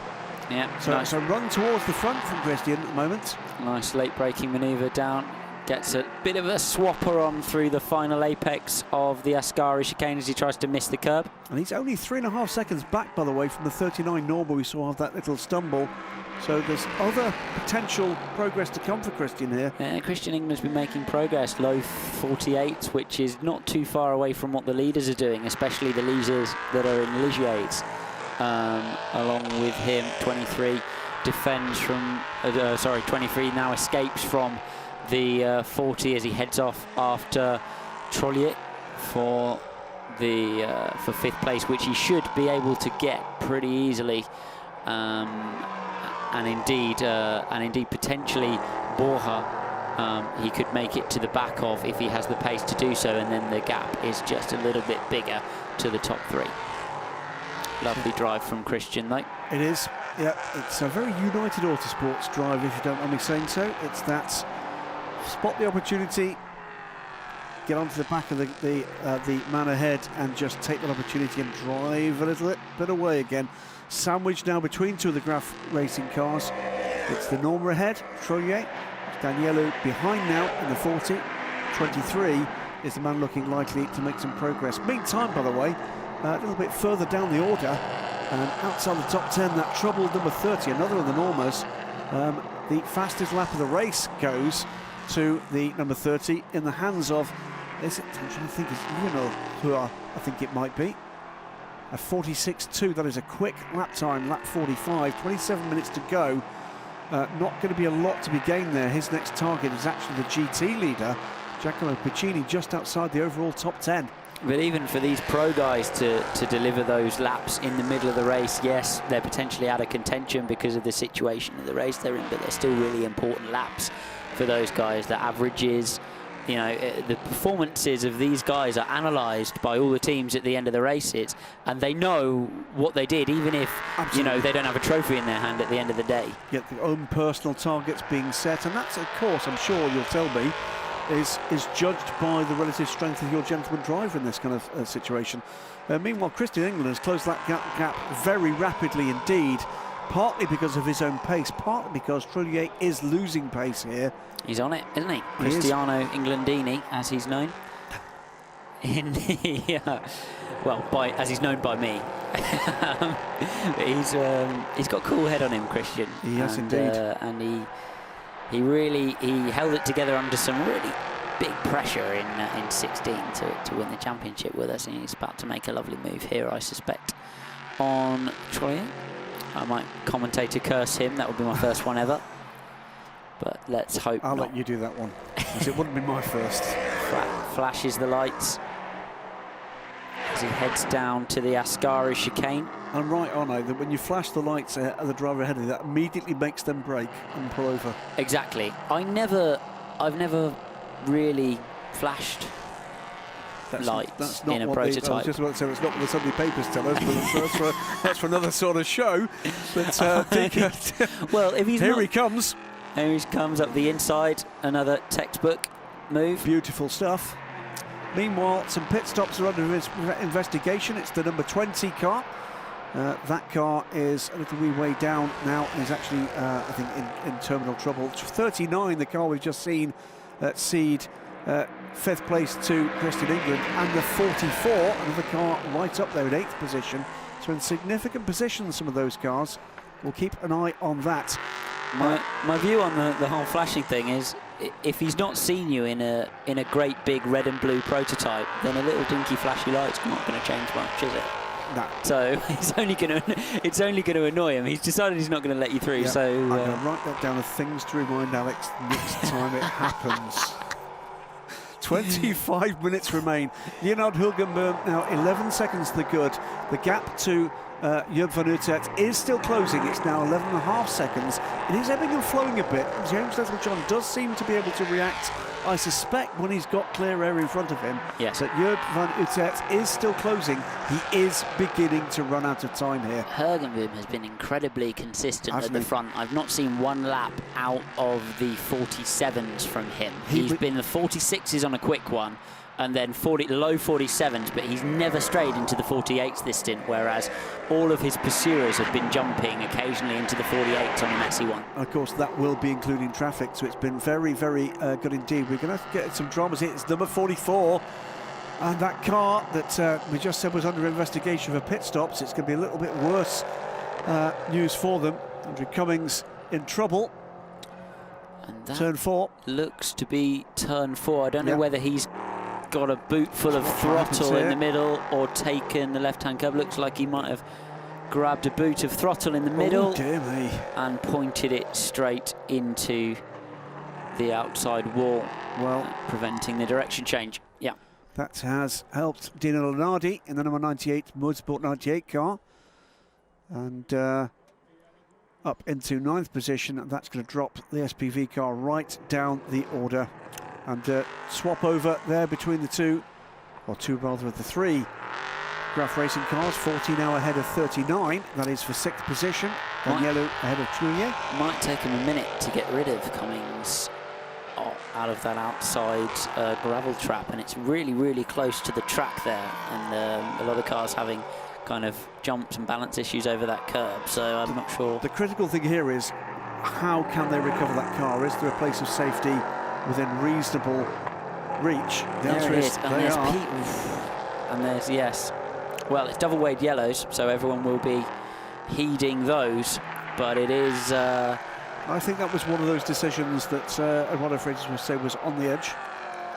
Respect to the man who is hooking that car up. Christian England has been making some progress up the field. Charlie George has made her way down to the United Autosports garage and is going to speak to his teammate Richard Means right now. So Richard, how did you enjoy your stint around this fantastic Monza circuit? Yeah, no, I really enjoyed it today. We didn't have a great qualifying and I was a bit disappointed, but no, I had a lot of fun. The race went really well. I avoided the first corner trouble, which looked bad, and then I just had to do a lot of work, but we overtook a lot of cars and I think I finished out in 10th, which now Christian's doing a good job, so no, brilliant. Absolutely, Christian's having a great run through. You guys are a new pairing for this year, aren't you? You two are a new pairing for this year. How are you settling together? Yeah, that's right. Yeah, last year I was with Sean Lynn. Unfortunately, he couldn't do it this year, so Christian came on board. And so far, we're doing okay. We're a bit unlucky in the last race. We had a puncture. But no, it's going really well. Better luck for this one. Thank you. Okay. Nice. Well, I don't know about you. I think that's a gentleman driver really enjoying his year. Absolutely, and it's what we like to see. And he's right, Christian is doing a good job. Came in, and so did he. Kept his nose clean, came in 10th place, and that's what happens in this kind of race when you manage to keep the car out of dramas. And and deliver a nice, fresh race car to your teammate so he can move forward. Well, remarkably, Andrew Cummings rejoins And let's the race. hope Andrew Cummings... Oh, there's a lot of gravel coming. Oh, dear we will me. have gravel on track, Does exiting not. T5, drivers left. We will have gravel on track, exiting T5, drivers left. I believe that was Christian who It got was the Christian. squeeze. That wasn't the smartest line to take out that incident, was it? He may not have been able to No. actually control it quite. Wouldn't be surprised if there was some further damage to that car. But Christian, yeah, that will have delayed him just slightly, because he is now closing in, and closing in quite quickly on 4th position. It's been a great run for Christian England. Absolutely great run. He is closing in on Anthony Borja in the Cool Racing 24. And we've seen some really heads-up driving from him, haven't we? To keep the car out of trouble. But nobody's touching this man. Hookenboom in the DKR, 11 seconds on James Littlejohn now. Yeah, and James Littlejohn, by the way, is managing to fend off the attentions of Joop van Uytert. That gap is not coming down as quickly as it once was. And in fact, last time around, just by about 1/10 of a second. That will not be good enough with just 20 minutes left to run in this race. Abbey Motors have managed to stop the rot a little bit. Finding that car in 3rd place, and yeah, they are under a little bit of pressure, 6 seconds behind with Piccini, but I think they are hanging in there. There was a period of the race where it looked like they were going to drop from that pole qualifying position that they held all the way through the field, but yeah, still in the hunt for a podium finish, the 88. Oh, RM Sport, this is Joop van Uytert. We've got a second car that may well rejoin the championship at some point. Ross Warburton had an injured shoulder, didn't want to risk that in the run-up to the Road to Le Mans races. Should rejoin the championship when that's healed with Alex Capadia. And that was close. That was close. Van Uytert is pushing as hard as he possibly can, but at the moment, unless there's dramas for the car ahead, we get 2 more drive-through penalties. It's the 20 car again in trouble. And the 22. And the 22. The 20 car way down now. So is the 22. Matt Bell, unfortunately, in the United Autosports Ligier. Matt's been putting in some good times. That will be bad news for him. He will be grumpy, I think it's fair to say. Potentially slightly, yes. But it's right. Well, they'll get him a Freddo and a cup of tea and he'll be fine. He's a good lad, Matt. Yeah, it's a Freddo that will do the trick. A Freddo will do the trick, I'll yeah. keep a pocket full next to interview. Oh, Charlotte, the press secretary from United Autosports, has more than a pocket full of Freddos. Does she? For if Matt Bell gets grumpy. But it sounds like that's a regular part of it. So the 44 car, by the way, seems like the sum total of damage to the car, certainly visually, is a dislodged headlamp cover. Yeah, not phased, still flat out. Absolutely. James Littlejohn, meanwhile, is still holding that gap to about 12.5 seconds to Joop van Uytert. I suspect he's wondering who put that gravel all over turn 4. Absolutely. Down into the first chicane. Keeping an eye too on Christian England's progress. Stalled slightly, although pushing hard, is taking 10ths out of the car ahead. It may not be quick enough. Needs a bit of a leap forward, a couple of 3 seconds out of that for that to become a real world battle. Watch a bit of a super slow-mo of first Joop van Uytert and then James Littlejohn. And then, of course, the leading car in the hands of Jenard Hoogenboom. Lovely looking car, the number 3, isn't it? It is. On track. Championship winners last year, of course, DKR. Two of the 2 men there that won the championship here have graduated to the LMS, and they found Jens Pettersson, long-time gentleman driver, and this young man, who I think is pretty special. We've got 2 or 3 guys in this championship that has to be said, I think have got great futures ahead of them in sports car racing, and this man is certainly one of them. Managing curbs and bumps beautifully, that car. And you can see as it headed down into the second chicane, the rear didn't jump too much, the front didn't bounce into the apex, and they look like they've got it really nicely sorted out. It's the 4 Brook Speed car and the 22 of Matt Bell. Will have to be serving a drive-through. I think he's just done it, actually. Yes, he has. He's been through and back out into the race again. Through traffic, aren't they, Bullhut and Christian England at the moment? 15 minutes to go in the race. Let's see, 22 of Matt Bell has a little bit of a look. Not an opportunity there, past the very good-looking livery on the Brookspeed car, based in Southampton, Southampton in the south of England. Have been around for a long time. Brookspeed used to race GT1 Vipers back in the day.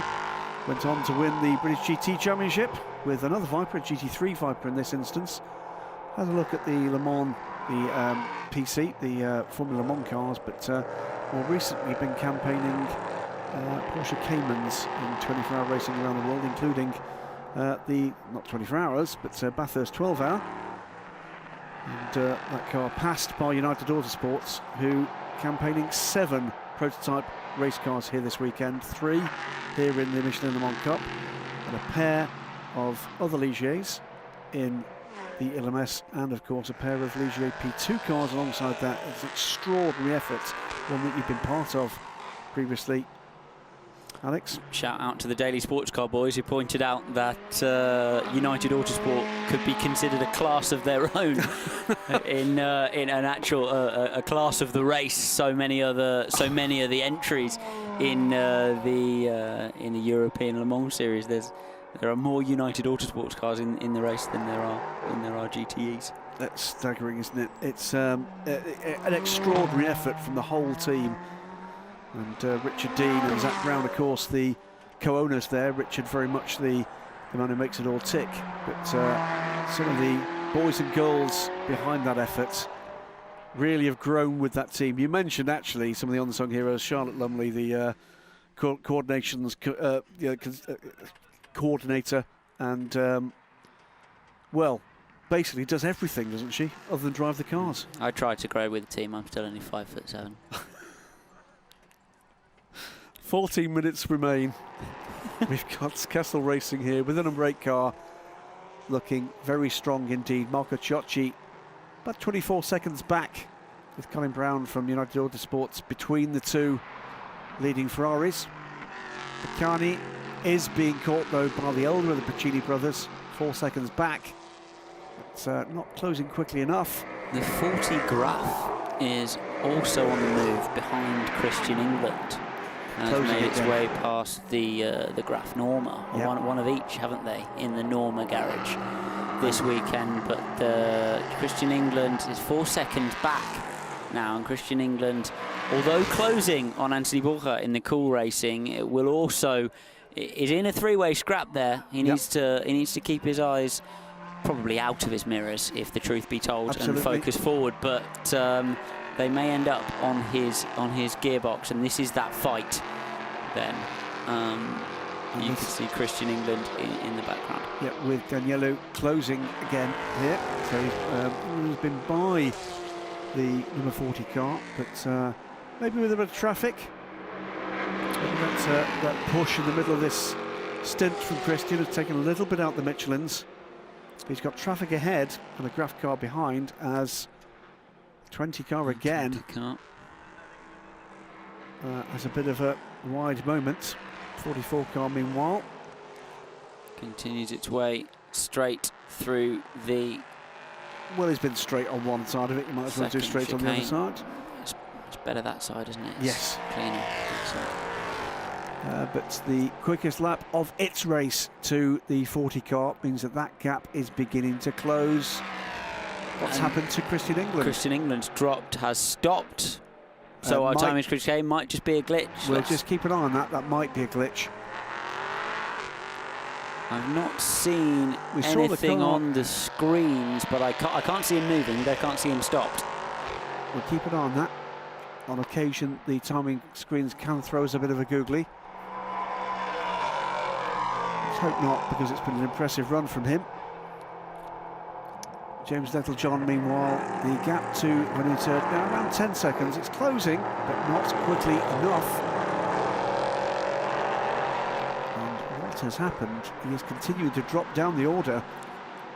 Absolutely. Christian England, let's try to find him on... No yellow flags anywhere. The 23.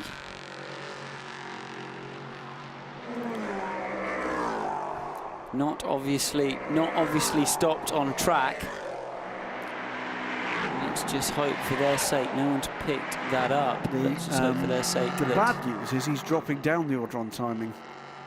That is, oh, that was wild. That was the 77 car. That is Kessel Racing. And the number 40 up the inside.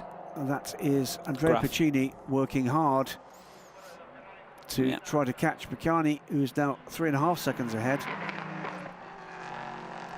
Just trying to pick up any sight of the Gulf Marine liveried United Autosports car.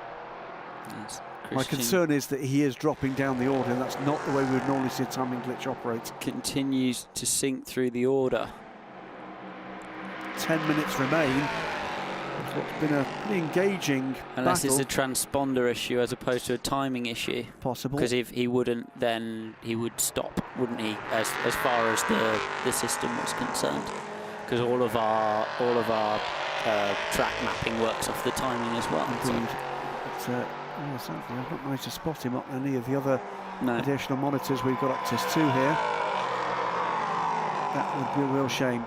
So where we stand on timing at the moment, that's the best we can do with this, is Hergenboom now 14.8 seconds clear. James Littlejohn has done a good job of kind of keeping that relatively stable of late. Yeah, he's managed to hold on, hasn't he, just to second place, although he's still pursued by Van Aert. What we can't see, I'm being told that Christian England is in the pits. Oh, that's a shame. Engine cover is off. So they've had an issue then. Really unfortunate for the United boys, really unfortunate. Yep, that's a real shame. After a great run for that team. Promoting Van Aert, excuse me, the two Graf cars into 5th and 6th places. Borja in 4th in the Cool Racing. Just watching for what we might see in the final 9 minutes of this. Colin Brown's made good progress through the field, starting off very far away in the number 32 United Autosports entry. Matt found his way up to 10th, green sectors all the way onto the back end of the top 10 in that car. It's an interesting reversal of fortune from this race last year, where it was the Kyrgios Nielsen Racing crew, different crew last year in that car, won the race ahead of the DKR there. This time it's the other way around, and that gap is now going out again, 16 seconds. Knutert is catching, but is running out of time. I guess the key is James Littlejohn can run reliably and reasonably quickly. He's got enough in the tank, we know, to fend this off. More than a second though lost on that last lap, and it is closing him down. And I do wonder how many more. He's 8 seconds back. Once that gap would becomes take properly something visual, it can be a big plus for one man. Yes. And a big minus for another. What point did you go defensive? If it ebbs and flows, but it's still a reasonable distance. We're not at that stage yet. He'd have to do something pretty spectacular to catch him, I suspect. 7.8 seconds. He's one of those men we saw last time around is capable of the spectacular. A heavy balk in traffic would put him right in a hunt. Yep. So let's see if that is something that happens through the final phases of this race. Kessel Racing holding a pretty convincing lead in GT3.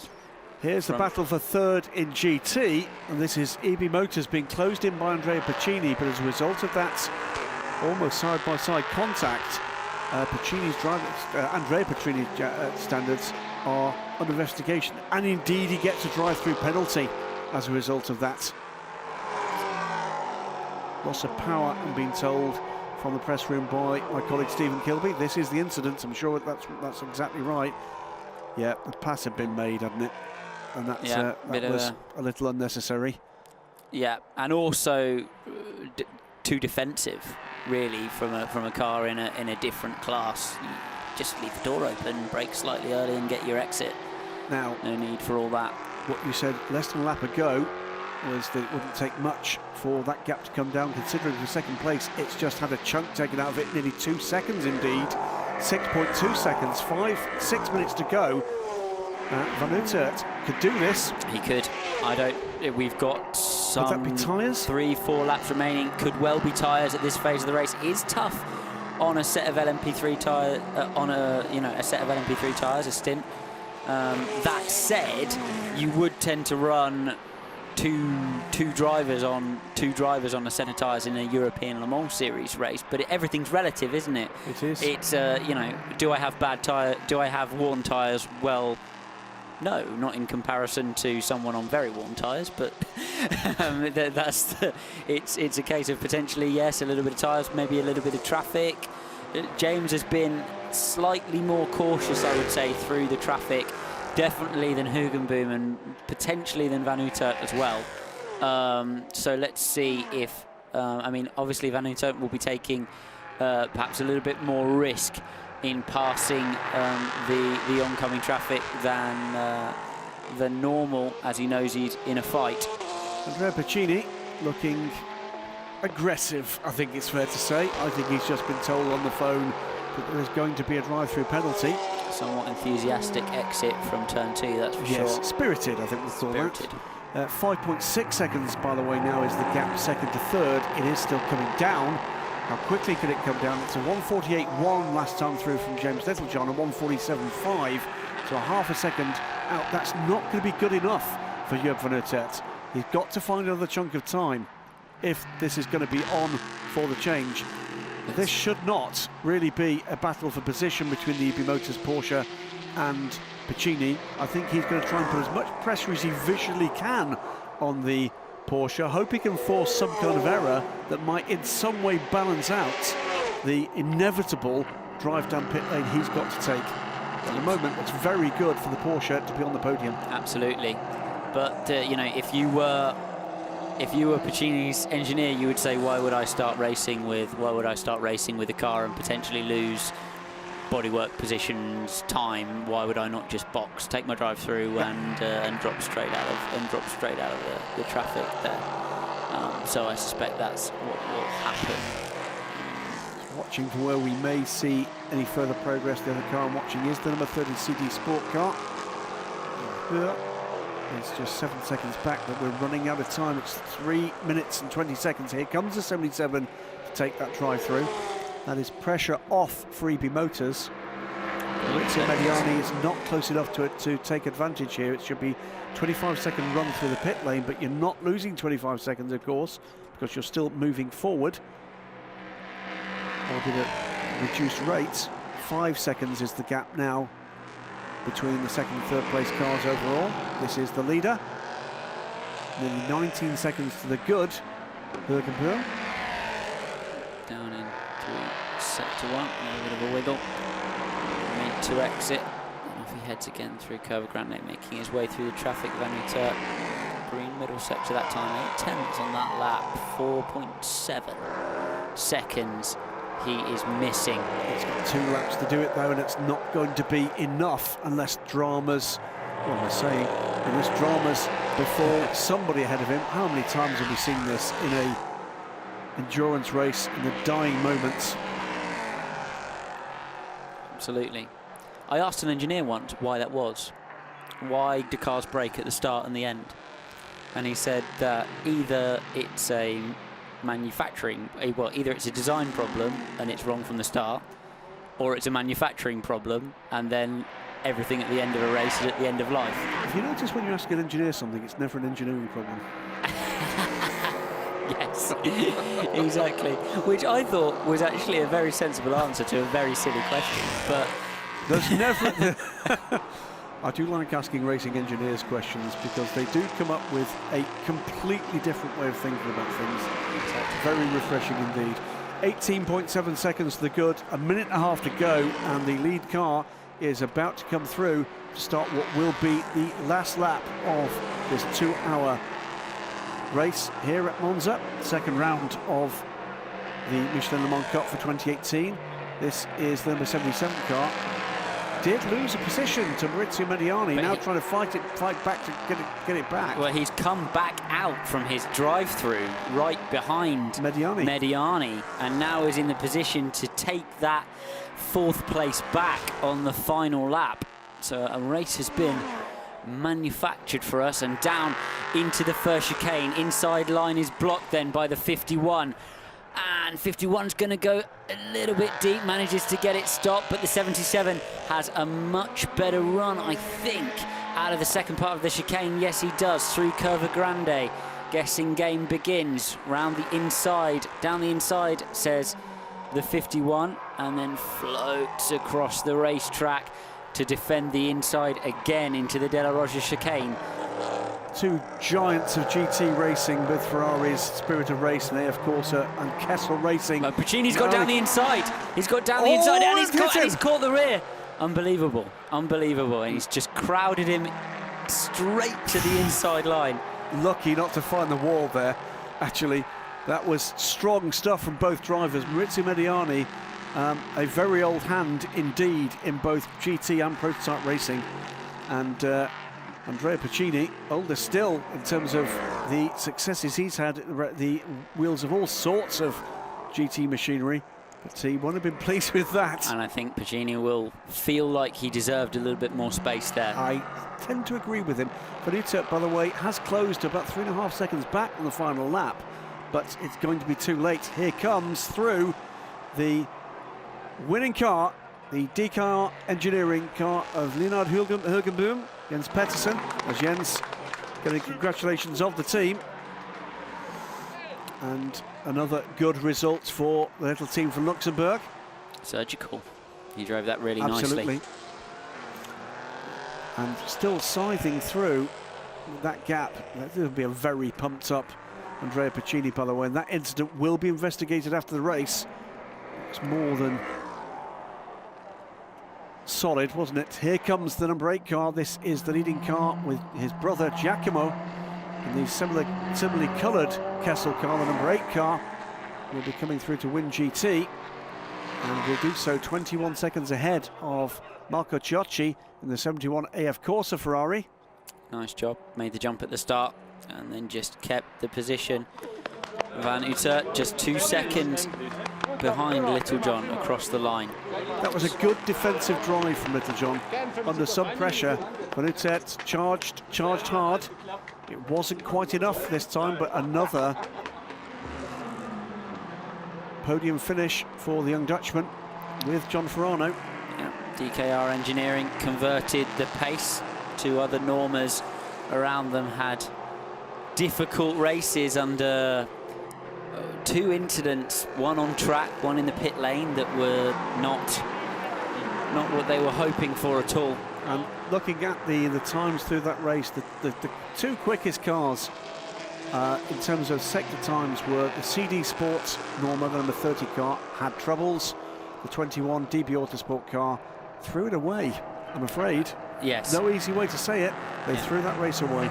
They really did. Same, I'm afraid, could be said to a degree for Lannon. These things happen on the racetrack, but a little bit of patience when there's a lot of amateur drivers and a lot of drivers of different ability on track can go a very long way. I'm sure Duncan Tappy will be gutted about that, and he'd be gutted for 2 reasons. One is the result of the contact, but more than that, the potential that he had, and he'll feel he's let down his gentleman driver there. Mike Benham put in a fantastic run. Yes, and the whole team, I'm sure, will be gutted about that. That's probably one I'll take a step back from and wait till the adrenaline's gone down, because I'm sure Duncan will be actually quite upset with the outcome there. Yeah, knowing him, a sensible head for. We've got to give Dunk credit. It's a sensible head for most of, if not all of the other performances I've ever seen him do, but that one, not laying in completely at his door by any stretch of the imagination. The 44 had the option to get out of it, but I think it was for position. It was for position, and he could have given him potentially a little bit more space on the apex to do his thing.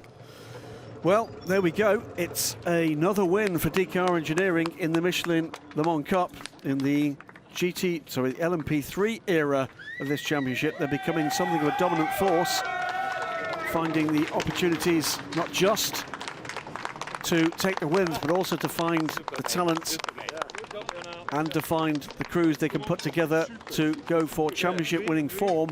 It is a second consecutive win for this debuting crew. Lovely drive by Hugenboom, very good through the traffic. And they will take some lead now, won't they, with Alistair McCaig and Colin Noble having a very difficult race to 23rd position. They'll take some kind of lead in the championship. It will mean the other Kyrgios car, the car that finished second today. That is 2 podiums on the trot for the combination of James Littlejohn and Tony Wells. They'll go second in this championship. So another good result from Kyrgios Nielsen. Another good result too from the RLRM Sport team. Another team that is coming forward in the LMP3 code. So home comes the number 8 car after a dominant run there. Heads up stuff from the team. Giacomo Piccini just brought the car home. Tidy races in this kind of event. A tidy race is what you need. And both of the dominant chassis in the race, as soon as one of the teams had a race without issues, they were absolutely gone. Well, a dominant win again from DKR Engineering. Leonard Hugenboom brought the car home. It was Jens Petersen that drove the first stints. Both of those very happy men down in pit lane with Charlie George. Well, Leonard, a fantastic run for you to the end and another win for DKR. How happy are you? Yes, we're both really happy now again. We had only one Foucault yellow, and then number 2 was in the back of me, and then green was a little bit fight, but after that I make a gap a little bigger, and we were really happy with it. And the car was also good. And Jens also a really good start. He started from P5, and he was at the moment P2, and I jumped in the car, and then on the end I'm P1, really happy again. Jens, I'm imagining you enjoyed that too. Yeah, that was a good race. Perfect weekend with DKR, and they gave us a very good car, and I'm totally satisfied. We had problems like everyone with red flags in the qualifying, so my best lap was cancelled, or I ran into a red flag, so we were only on P5 then. But yeah, with some work, went up to P2 and could finish on P2 my stint. Yeah, and the rest did Leonard, and yeah, we are totally satisfied now. We are really happy. Congratulations. Thank you. Jens Petersen there, been around sports car racing for a long time in GT machinery and other prototype machinery. He's found a sweet spot, I think. So let's wait and see what happens the rest of the season. Let's go down again, though, to pit lane where Charlie George is with the GT winners. Well, Sergio, there's a big smile on your face. I wonder why. Another win for you guys. It's a great day, fantastic. For us, super. And Giacomo, how is it to race this fantastic circuit and to win here? Yeah, it's amazing. I mean, fantastic circuit, an amazing team, and great teammate, especially a big friend. And as usual, you always do the most of the part. So I just had to control at the end, but the car was amazing, and yeah, it's fantastic. Well done. Thank you. This way, guys. This way.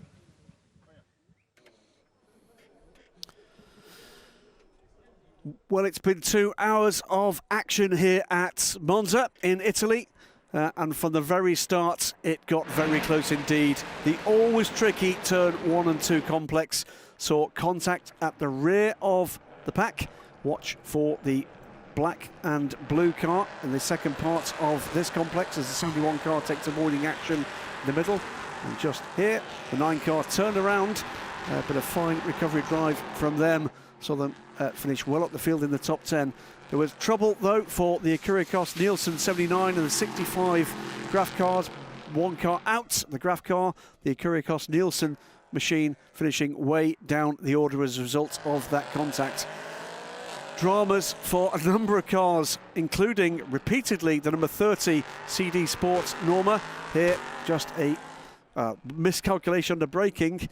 And dramas as well for the once dominant number 21 car. Missed its pit stall, ran out of fuel, and as it rejoined the race, could not make it back round to the pits. That left the number 3 D-Car Engineering car to have a dominant run, but yet another Norma in trouble as Duncan Tappy tagged the number 44 SPV car. Later troubles for that car going into the wall, but finishing the race. Duncan Tappy out of the race as a result of that contact.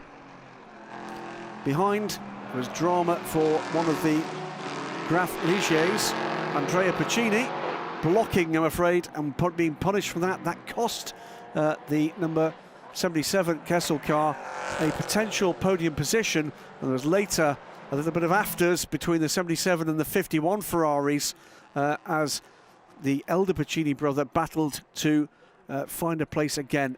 Home, though, for a second consecutive win in the championship. Jens Pettersson, Leonard Högenboom, the other Kessel Ferrari with the younger of the Piccini brothers, Giacomo, and Sergio Pianezzola, also a second-time winner in round 2 of the Michelin Le Mans Cup. Well, 2 double winners at the start of this championship. Will it continue like that? Well, we're going to have to wait and see what happens next month when we get to the Le Mans 24 Hours and the 2 Road to Le Mans 55-minute races. How did you find that one, Alex Brundle? Absolutely. Very, very interesting and a very, very different race, isn't it? The Road to Le Mans event, you're at this absolutely giant event that is the 24 Hours of Le Mans. And the circuit will be new to almost all of the drivers. It's the idea of the Road to Le Mans event is that, you know, get these guys out there at the Le Mans 24 Hours. So that's the big one for them. Well, to the podium comes the RLRM Sport crew. Job van Uitert still smiling broadly. He'll want to do slightly better. John Ferrano, the Canadian driver, started that race. Second position, we're going to see for the second time in consecutive races, Tony Wells there. First onto the podium, James Littlejohn, the man who finished the race and fended off the young Dutchman. Great results from the number 2 crew. But the winners of the race here at Monza, Jens Pettersson, Leonard Högenboom, again double winners, consolidate their lead at the head of the championship. The second place crew here will become the second place crew in the championship. And they look more than satisfied, don't they?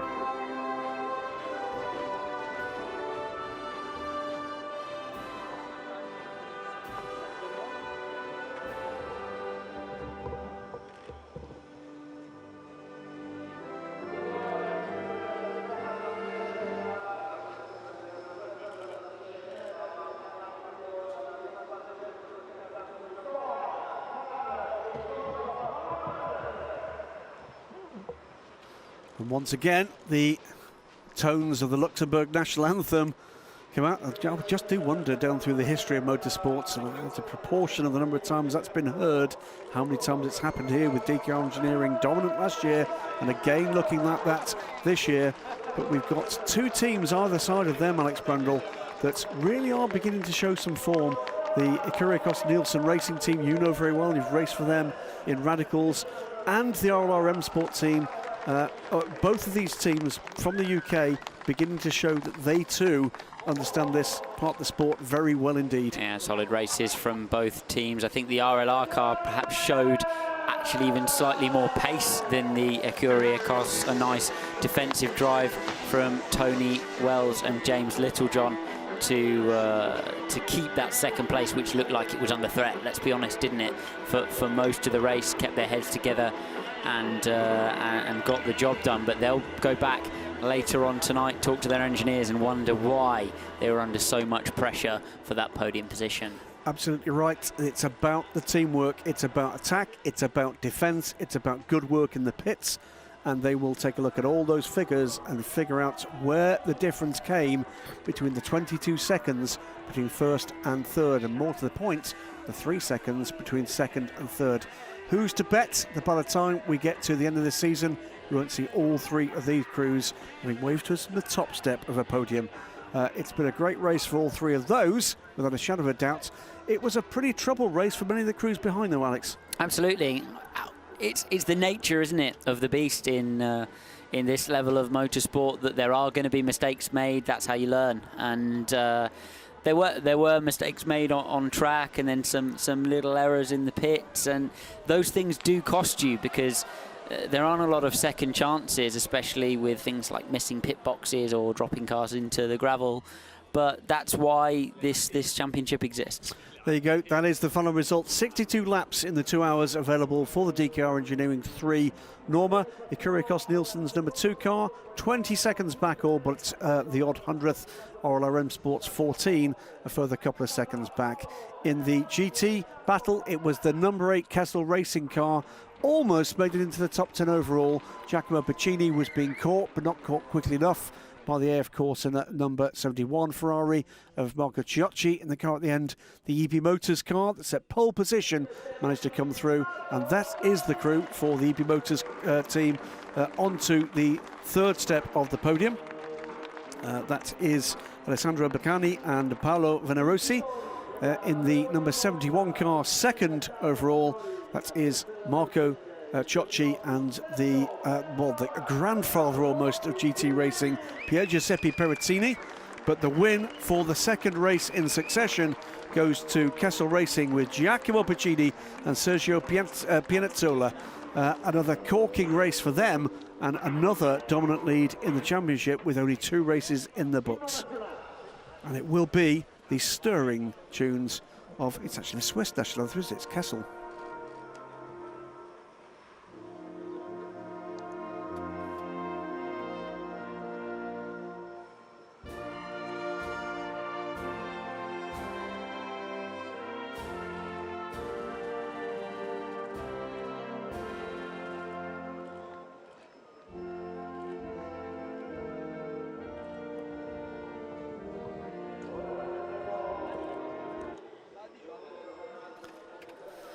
Yes, Switzerland with a remarkable history in endurance racing, particularly in recent years. Kessel Racing, one of the stalwarts of Ferrari, one make and GT racing down through the years, together with AF Corsa. Great to see the EB Motors guys, though, on a podium. Battled hard for it in their home race, let's not forget. Yeah, race pace didn't quite hang on to the really incredible performance in qualifying. But yeah, great performance from them to drive that car onto the podium. Kessel Racing ran like a Swiss watch. Marco Ciocci's body language not suggesting he's happy with his position. Pier Giuseppe Perezzini rather happier. And by the way, in his day job, he's an orthopedic surgeon and has helped a number of people in racing to have injury repaired and recovered. Holding great affection by the endurance racing family. The 2 winning cars and the 2 classes we have for this. And you know what? If you've enjoyed this today, we've got 4 hours more tomorrow with the 4 hours of Monza, round 2 of the 2018 European Le Mans Series. The last major endurance race, mixed class endurance race in Europe with the prototypes before we get to the 24 hours of Le Mans in just a few weeks' time. There are a few more of those prototype things, though, aren't there, with the engines turned up and the wings on? Yeah, they've got some young British gun in one of those LMP1 cars. Yes. He's apparently quite good. LMP. Alex Brundle, of course, listed for the Le Mans 24 Hours aboard one of the new Ginetta LMP1s. Drivers' Championship, as we said, Jens Pettersson, Leonard Hülkenberg, at 50 points. Not insurmountable, though. 2 podium finishes, Tony Wells and James Littlejohn. A win for them next time out, and a non-finish for the championship leaders could turn this one on its head. Joop van Uitert, John Ferrano pulling their way up the points as well. Alistair McKagan and Colin Noble suffering the slings and arrows of outrageous fortune today, I'm afraid, dropping back a little in the points order. But plenty of racing to come. That double header at Le Mans, 3 more races in this season. And that race at Le Mans is going to be super, super critical, because it's a real wheel of fortune. Yeah. Over a short, what is a short distance around the Le Mans 24 hours, essentially a sprint race at Le Mans. Absolutely, 2 sprint races at Le Mans on the Thursday and on the race morning. In the GT Championship, Giacomo Piccini, Sergio Piazzola, 51 points, a little more dominant, if anything, Christoph Ulrich and Maurizio Mediani, 30 points. That mattered, that battle between the two Ferraris. That's actually really secured just a little bit more of an edge. So it's not close at the top, but again, a little bit of bad luck at Le Mans for the championship leaders, and it can be turned on its head. We've seen it so many times. Take those results, reverse them, you'll get the reverse points. Absolutely, and again, it's pretty typically Kessel Racing. Now that is really a battle for pride. Kessel Racing ahead of Spirit of Race, Swiss flagged, but that, by any other words, is AF Corsa, with the AF Corsa car, the 71 car, in third. That is going to go to the wire. The LMP3 Teams Championship, it's a Luxembourg-based team, DKR Engineering, head of 3 British squads, the Kyriakos Nielsen Racing in second and fourth, RLRM Sport in third, before we get into the Graph and DB Autosport French teams in 5th and 6th place. You know what? A few fewer errors in the midfield, and that could have been a very, very different picture. We would have had a 5-car race at the front. Absolutely. At least, probably a 6-car race at the front without the little spins and mistakes, but we still had a good one, and it was tough. It was tough and it was tight. The pace is quick by any standards, looking across series. So, yeah, great performance there. Well, as the evening draws in here in Monza, we look forward to the next major endurance which is tomorrow for the 4 hours of Monza here for the European Le Mans Series. Then beyond that, look across to the Alps, fabulous sight. Drove through there on the way here from the UK just a few days ago. With the Le Mans 24 hours also on the horizon, like a soaring peak. There you go, there's a link for you. But it's all misty. It's all misty. But the meantime, there will be tales to be told of triumph and tragedy. And the paddock just behind us, will be getting hold of those before we leave here this evening, without a shadow of a doubt. The sun beginning to think about going down on the Parc de Monza, and a fabulous sight below us. The old circuit disappearing into the trees, the new circuit we've seen for most of this afternoon with some great racing. The iconic race tower on the left-hand side of the track there, with the pits just beneath the shot you're seeing here. There's a lot more entertainment to come from this race circuit, from the European Le Mans Series tomorrow. I hope from both myself, Graham Goodwin, and from my commentating colleague and top racer, Alex Brundle. It's been fun for us. I hope it's been fun for you. Catch up with the European Le Mans Series tomorrow. And in the meantime, have a very, very good evening. We'll leave you with the images from the start and then the finish of the second round of the Michelin Le Mans Cup here at Monza.